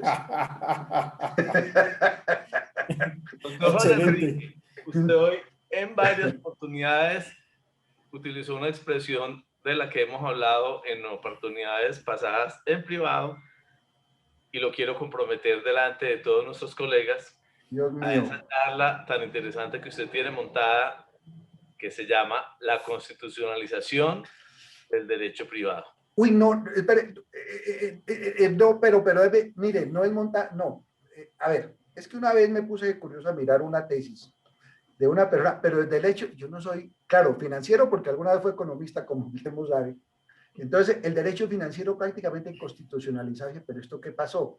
El derecho familia constitucional, pero ¿esto qué pasó? Cuando yo te planteé eso, no se nos toca coger un tema, pero eso lo podemos ver en el comité académico. En el comité académico podemos ir mirando esas cosas. No, voy a proponer una cosa, yo no sé, tantas preguntas habrá, no sé, pero es que estos son temas tan interesantes, son complejos, pero tan interesantes. Puede que esto no tenga a veces para los notarios una cuestión práctica. Los notarios ya andan desesperados con sus giros y no con que el precedente le toque o no. Esto es una cosa supremamente teórica, pero esto es lo que nos va a hacer fundamentales y respetables. Mire, si no nos volvemos juristas, nos complica, el algoritmo nos reemplaza, si no nos volvemos de esta manera. Le voy a proponer una cosa, no proponer, hago un comentario, porque es que con Juan Carlos no puedo hablar porque me meten unos líos. Mire, uno de los riesgos más importantes desde el punto de vista jurídico que tenemos es que en cualquier momento nos revisen nuestro estatuto, que es de 1970. Nuestro estatuto de 1970 está dentro de las fuentes tradicionales. Es un estatuto donde la fuente principal del poder es la ley y sus reglamentos y las instrucciones de la superintendencia. Pero ese estatuto ya ha sido examinado a lo largo de todos estos años por la Corte Constitucional y casi, yo creo que debe haber unas 100 sentencias sobre el estatuto del notariado. Hay un derecho constitucional notarial. ¿Alguien sabe dónde está? En las sentencias, que nosotros la leemos a veces de carrera. Y no hay cosa que exija más técnica de lectura que una sentencia de la Corte Constitucional para poder hacerla efectiva. Nos toca ponernos juiciosos a eso.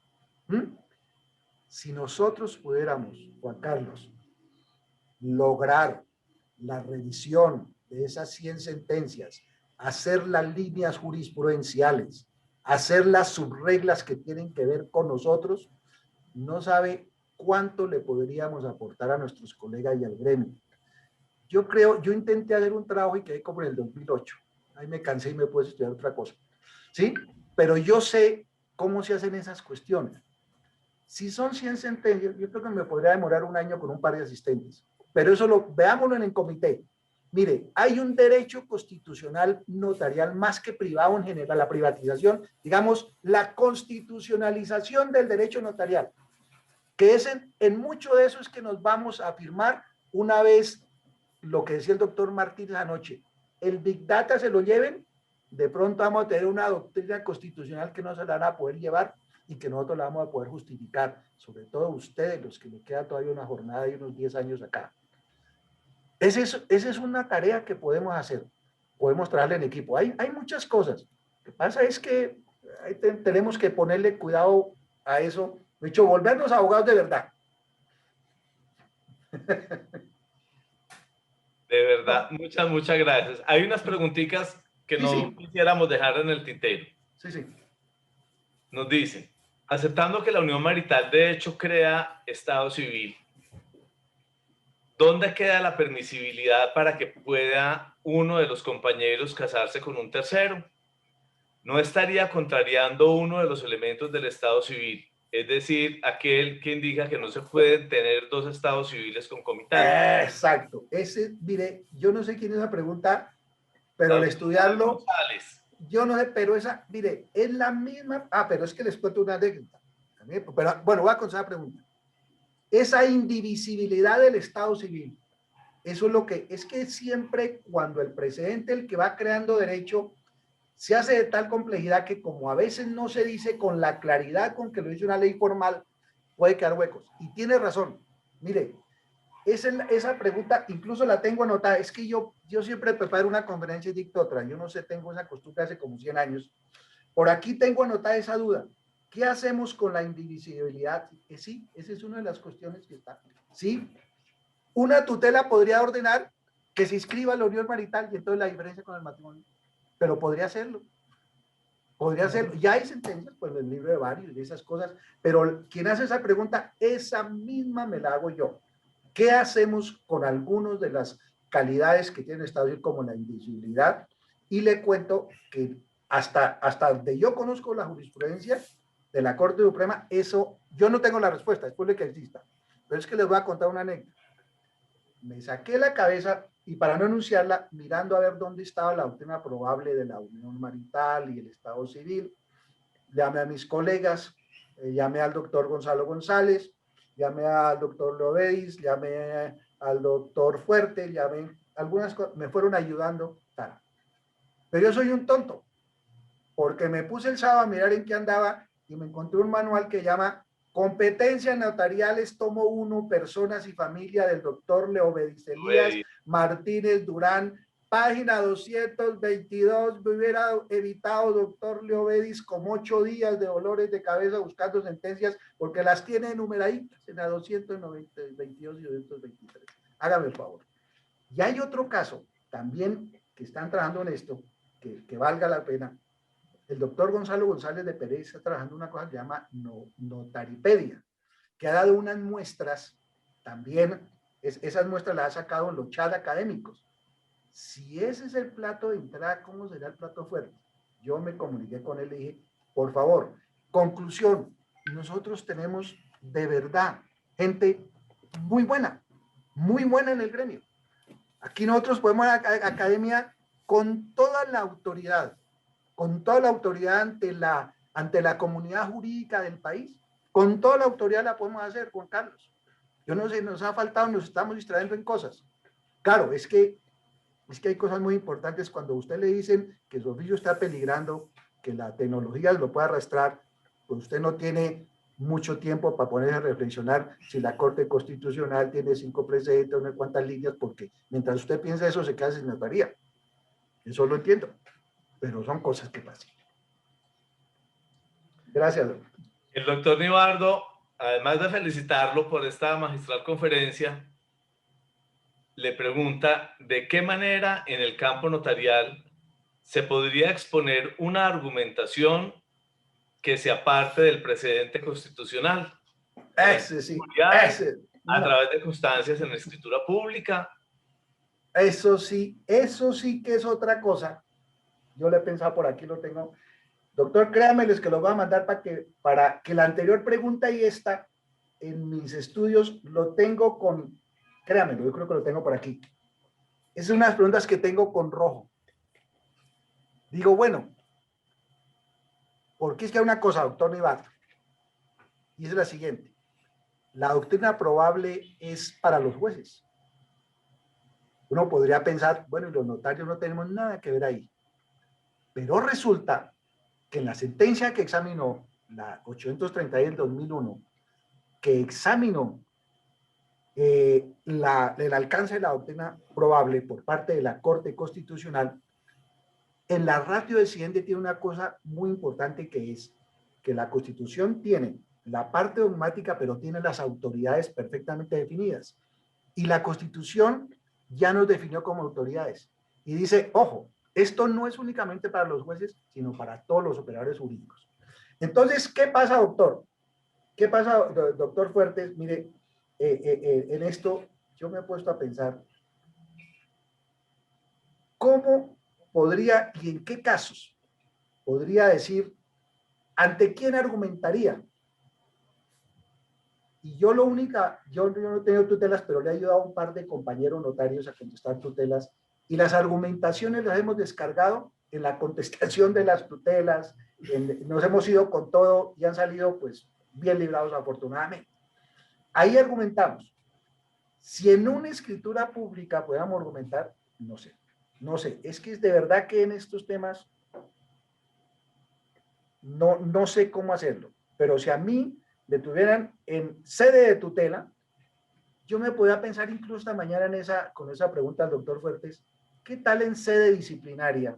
Si a nosotros, por interpretar una instrucción o una circular de la Superintendencia Notariado y Registro, nos amenazan con sede disciplinaria por interpretar la ley, ¿qué tal interpretando la Constitución a nivel de teoría jurídica? Me explico. ¿Cómo fuera eso?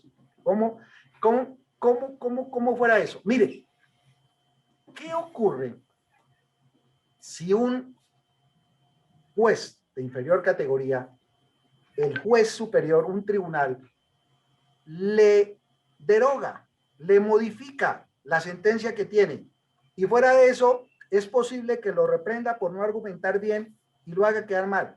Ese juez debe ser investigado disciplinariamente porque interpretó distinto a su superior. O el superior que en la casación le interpretan distintas las normas debería ser disciplinado. O quien salva el voto en un cuerpo colegiado debería ser disciplinado. A los notarios ha habido iniciación de procesos disciplinarios por interpretación de la ley. Por interpretación de la ley no disciplinan a nadie, por favor, pues si no, no seríamos abogados. Entonces volvemos, doctor Fuertes, si eso es en sede disciplinaria, ¿qué tal nosotros en sede disciplinaria echándole el cuento de la Constitución? Nos sacamos un ojo y nos sancionan. Eso es con absoluta seguridad para efectos prácticos.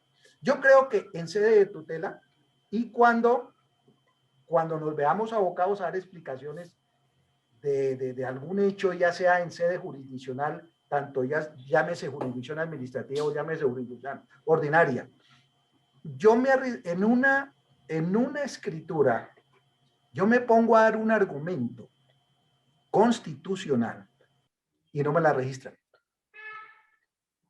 Cuando usted le ponga una cosa diferente a lo que se ve, no me la registran, ¿cierto, Guillermo? Me devuelven eso. Entonces, realmente, cuando yo reflexiono sobre el derecho constitucional, digo, pero estoy en un oficio que yo no le veo mucha cuestión, yo tengo que seguir es con el derecho tradicional. Sin embargo, no lo creo así. Yo pienso, doctor Fuertes, que discúlpeme que no le tengo una respuesta a eso, pero es que yo no sé si entre los 200 y más participantes alguien tiene una respuesta a eso. Yo no la tengo. Pero nosotros deberíamos ser abogados que podamos argumentar en alguna parte, en sede jurisdiccional, en sede disciplinaria, en sede de tutela, en esas cosas, en sede cuando los derechos de petición, ahí sí hay unos derechos de petición que nos hacen, ahí sí nos hemos ido. Cuando le ayudemos a la gente en todas estas cuestiones de derecho de familia, podríamos tener, si nosotros estudiamos muy bien los precedentes, alguna posibilidad de ser muy buenos asesores de familia en casos difíciles. Eso es lo que yo pienso, doctor Fuerte. Yo sé que no es una respuesta de sí, no, pero es que, no sé, yo entre más estudio como que más, como con menos. Sí. Nibardo tiene la mano levantada, doctor Nibardo. Qué grato escucharlo, maestro. Doctor Nibardo, no, cámara, por favor. Qué grato con todos ustedes. Reitero la felicitación, ha sido una clase que nos ha clarificado muchos de los aspectos. Y si formulé la pregunta, justamente es, doctor Juan Enrique, ¿por qué no queremos quedarnos en ese campo del logaritmo? Porque precisamente miramos la necesidad de tener unas manifestaciones como juristas y no vernos desplazados a través de unas conductas que, bueno, no es este el momento ni el escenario para expresarlo, porque quizás también se pueda pensar que estamos en contra de los avances y no es así.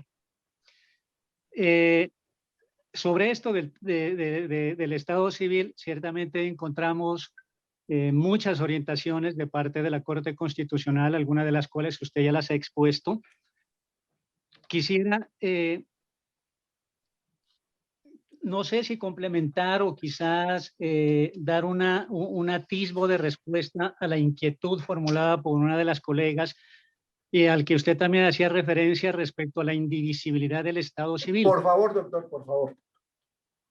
Como bien lo expuso usted en la primera oportunidad en que la Corte Suprema de Justicia se aparta de una tesis que pregonó durante 18 años respecto a que la unión marital no es o no constituye Estado civil, cuando el doctor Jaime Alberto Arrubla Paucar, en su auto de 18 de junio del 2008, da lugar a que se cambie la consideración y la línea jurisprudencial de la Corte. Precisamente en pocas líneas analiza esa característica de la indivisibilidad. Recordemos que no había existido la posibilidad de conocer una sentencia de casación, precisamente porque la Corte argumentaba que la unión marital no era Estado civil. A partir de esta providencia es cuando se abre la puerta para que conozcamos toda esa doctrina jurisprudencial que hoy ha ubicado esa institución del derecho de familia en el lugar que le corresponde.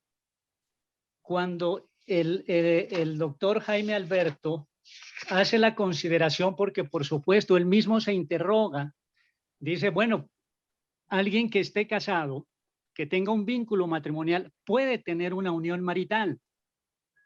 Y en pocas líneas, al referirse a esta característica, dice lo siguiente, lo voy a leer textualmente. Desde luego, al margen de que pueda surgir la sociedad patrimonial, no escapa a la Corte que en ciertos casos, como cuando uno de los integrantes de la pareja o ambos tienen vivo un matrimonio anterior, puede confluir la condición de casado con el de compañero permanente. Esto, empero, no atenta contra el principio de la indivisibilidad del Estado civil, porque la fuente ontológica de una y otra situación es distinta y porque, como se reconoció en el precedente inmediatamente citado, los mismos hechos hacen que la unión marital tenga la virtud de establecer o modificar el Estado civil de quienes hacen parte de ella. Gracias por abrirme los micrófonos. Le reitero la gratitud y un abrazo afectuoso. Doctor Nívar, tenemos que hablar, doctor, porque hay muchas cosas que hacer juntos en esta academia. Sí, señor, así será. Muchas gracias. Gracias, doctor Nívar. Buenas noches a todos. Gracias, doctor.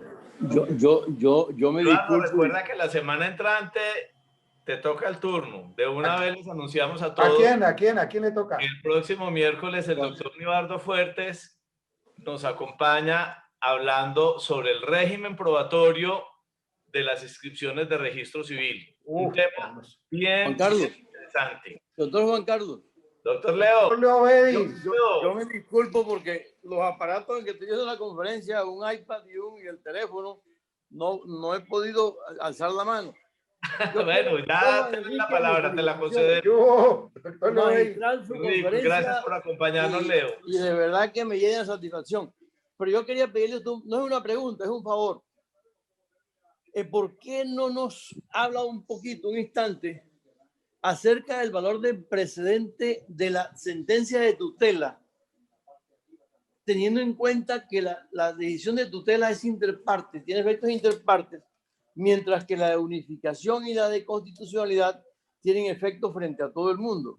Entonces me gustaría conocer su opinión sobre ese valor de precedente de la sentencia de tutela. Gracias, profesor. No, el precedente de la sentencia de tutela ya lo he establecido desde un principio la misma Corte Constitucional. El alcance del precedente de tutela está dado en la aplicación del derecho a la igualdad. No es posible, y esto se ha dado tanto en el campo laboral como en el campo del derecho de familia, no es posible que por unos mismos hechos se tutelen y se le reconozcan derechos a una persona y sobre esos mismos hechos y se le dé a Pedro esos mismos derechos y viene Juan con los mismos hechos y en las mismas circunstancias y la tutela le es desfavorable o no lo tutelan. Entonces la Corte ha dicho, ojo, la tutela es, si bien es cierto que es interpartes, se tiene que extender no por analogía obligatoria como el stare decisis, sino como analogía argumentativa y como lógica de decisión judicial, se tiene que establecer para los mismos hechos con base en el principio de igualdad. Luego yo puedo, en sede de tutela o en sede de procesos ordinarios, decir, al señor se le está desconociendo, por ejemplo, una pensión porque hay unos hechos determinados que no son claros para el despacho y entonces viene desconociendo la cuestión.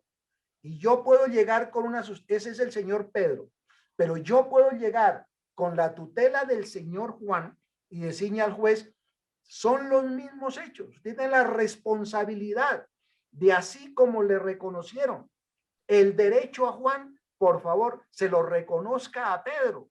Es la misma circunstancia. Entonces el juez puede alegar, sí, no tiene la obligatoriedad, no es el precedente absoluto, pero eso da lugar a que si llega en alguna parte a revisión, la sentencia de unificación funcione. Para algunos detractores académicos, digamos, de la Corte Constitucional, dicen que la sentencia de unificación se las inventaron porque en las distintas salas de la Corte, en las 3 salas de la Corte Constitucional puedan tener algunos conceptos encontrados y entonces hallaron la solución en la sentencia de unificación. Para mí, la sentencia de unificación es una bendición porque si bien es cierto que en la tutela individual todavía puede haber jueces u operadores jurídicos que se resistan a aplicarla, con la sentencia de unificación es más difícil, porque hay unos interpares, es erga omnes. Y entonces, el siendo interpares, es obligación del juez, por lo menos decir por qué no la aplica, por lo menos decir por qué no es vigente el principio de igualdad aplicado a Pedro cuando hay unos hechos que son iguales a los de Juan y a Juan sí le reconocieron. En la base fundamental está en la interpretación del artículo 13 de la Constitución, doctor Lovens. ¿Podría intervenir? Gracias, doctor. ¿Me podrían facilitar la palabra, por Claro, favor? doctor. Eduardo, por supuesto, es tuya. Muchas gracias. Mire qué coincidencia sobre el precedente vertical y sobre el precedente horizontal. Por alguna experiencia cercana, hubo que estudiar un tema que tiene que ver con la estabilidad laboral reforzada de las mujeres trabajadoras en estado de embarazo. En el año 2018, a través de la sentencia de unificación 075, la Corte Constitucional rectifica una posición doctrinaria que había traído de tiempo atrás. Esto lo hace con ocasión de examinar 4 casos que llegaron para ser revisados de 4 situaciones diferentes de 4 trabajadoras en casos también diversos. Una trabajadora vinculada mediante contrato de trabajo a término fijo, otra por prestación de servicios, otra a término indefinido, otra por obra. Y cuando se ocupa en particular de las trabajadoras vinculadas con contrato a término indefinido, rectifica la determinación que había tomado años atrás en el sentido que había fijado que conozca o no conozca el empleador el estado de embarazo de una trabajadora, si él toma la determinación de romper el vínculo laboral, devienen las consecuencias que señala la legislación de la materia que todos conocemos. Pero lo particular estribaba en que si el empleador desconocía del estado de embarazo, la Corte le señaló una carga prestacional al empleador consistente en pagar la afiliación al sistema de seguridad y de pagar o de cubrir la licencia de maternidad. En el año 2018 rectifica esa determinación y señala que si el empleador no tenía conocimiento del estado de embarazo cuando toma la determinación, no es correcto que se le traslade esa carga, siendo que la protección debía correr por cuenta del Estado. Y señala como pautas que no hay lugar ni al reintegro, ni al pago de los salarios dejados de cancelar, ni tampoco la afiliación al sistema de la seguridad social. Esto está contenido en una sentencia de unificación y en esta misma sentencia aborda el estudio del precedente horizontal y del precedente vertical.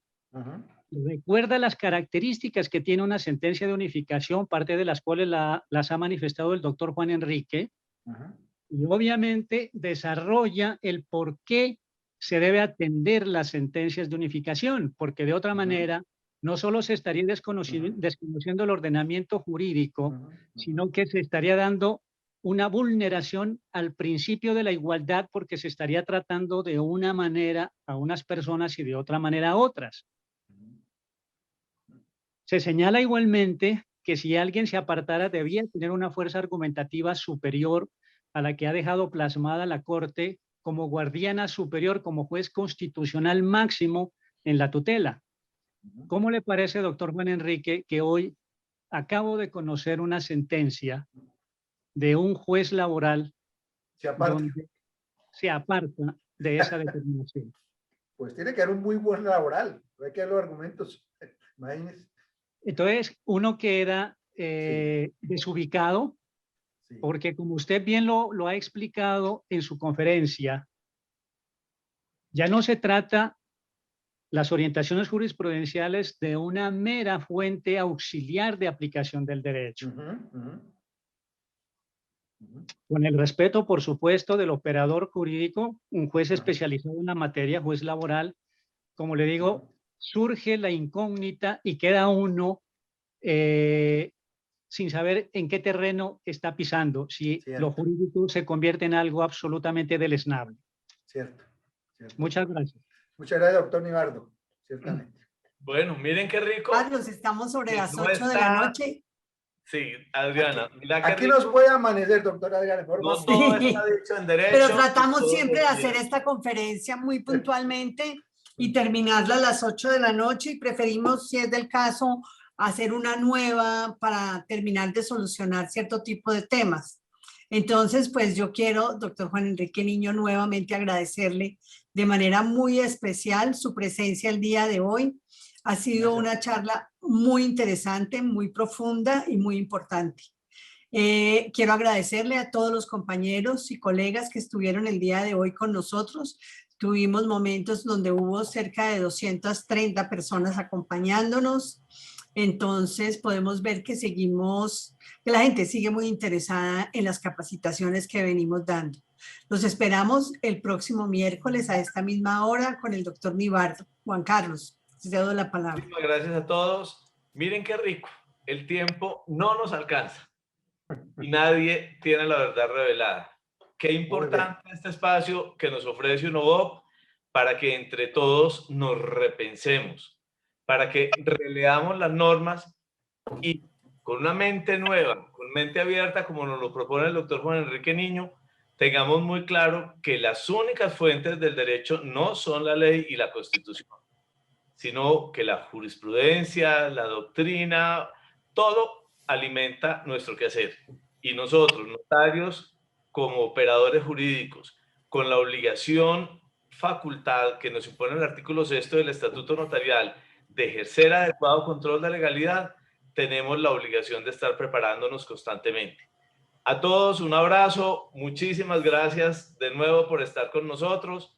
Nos vemos. Gracias a todos los colegas. A las 6 de la tarde. Muchísimas gracias, que estén bien, que descansen. Muchas gracias. Un abrazo. Un abrazo, muchas gracias.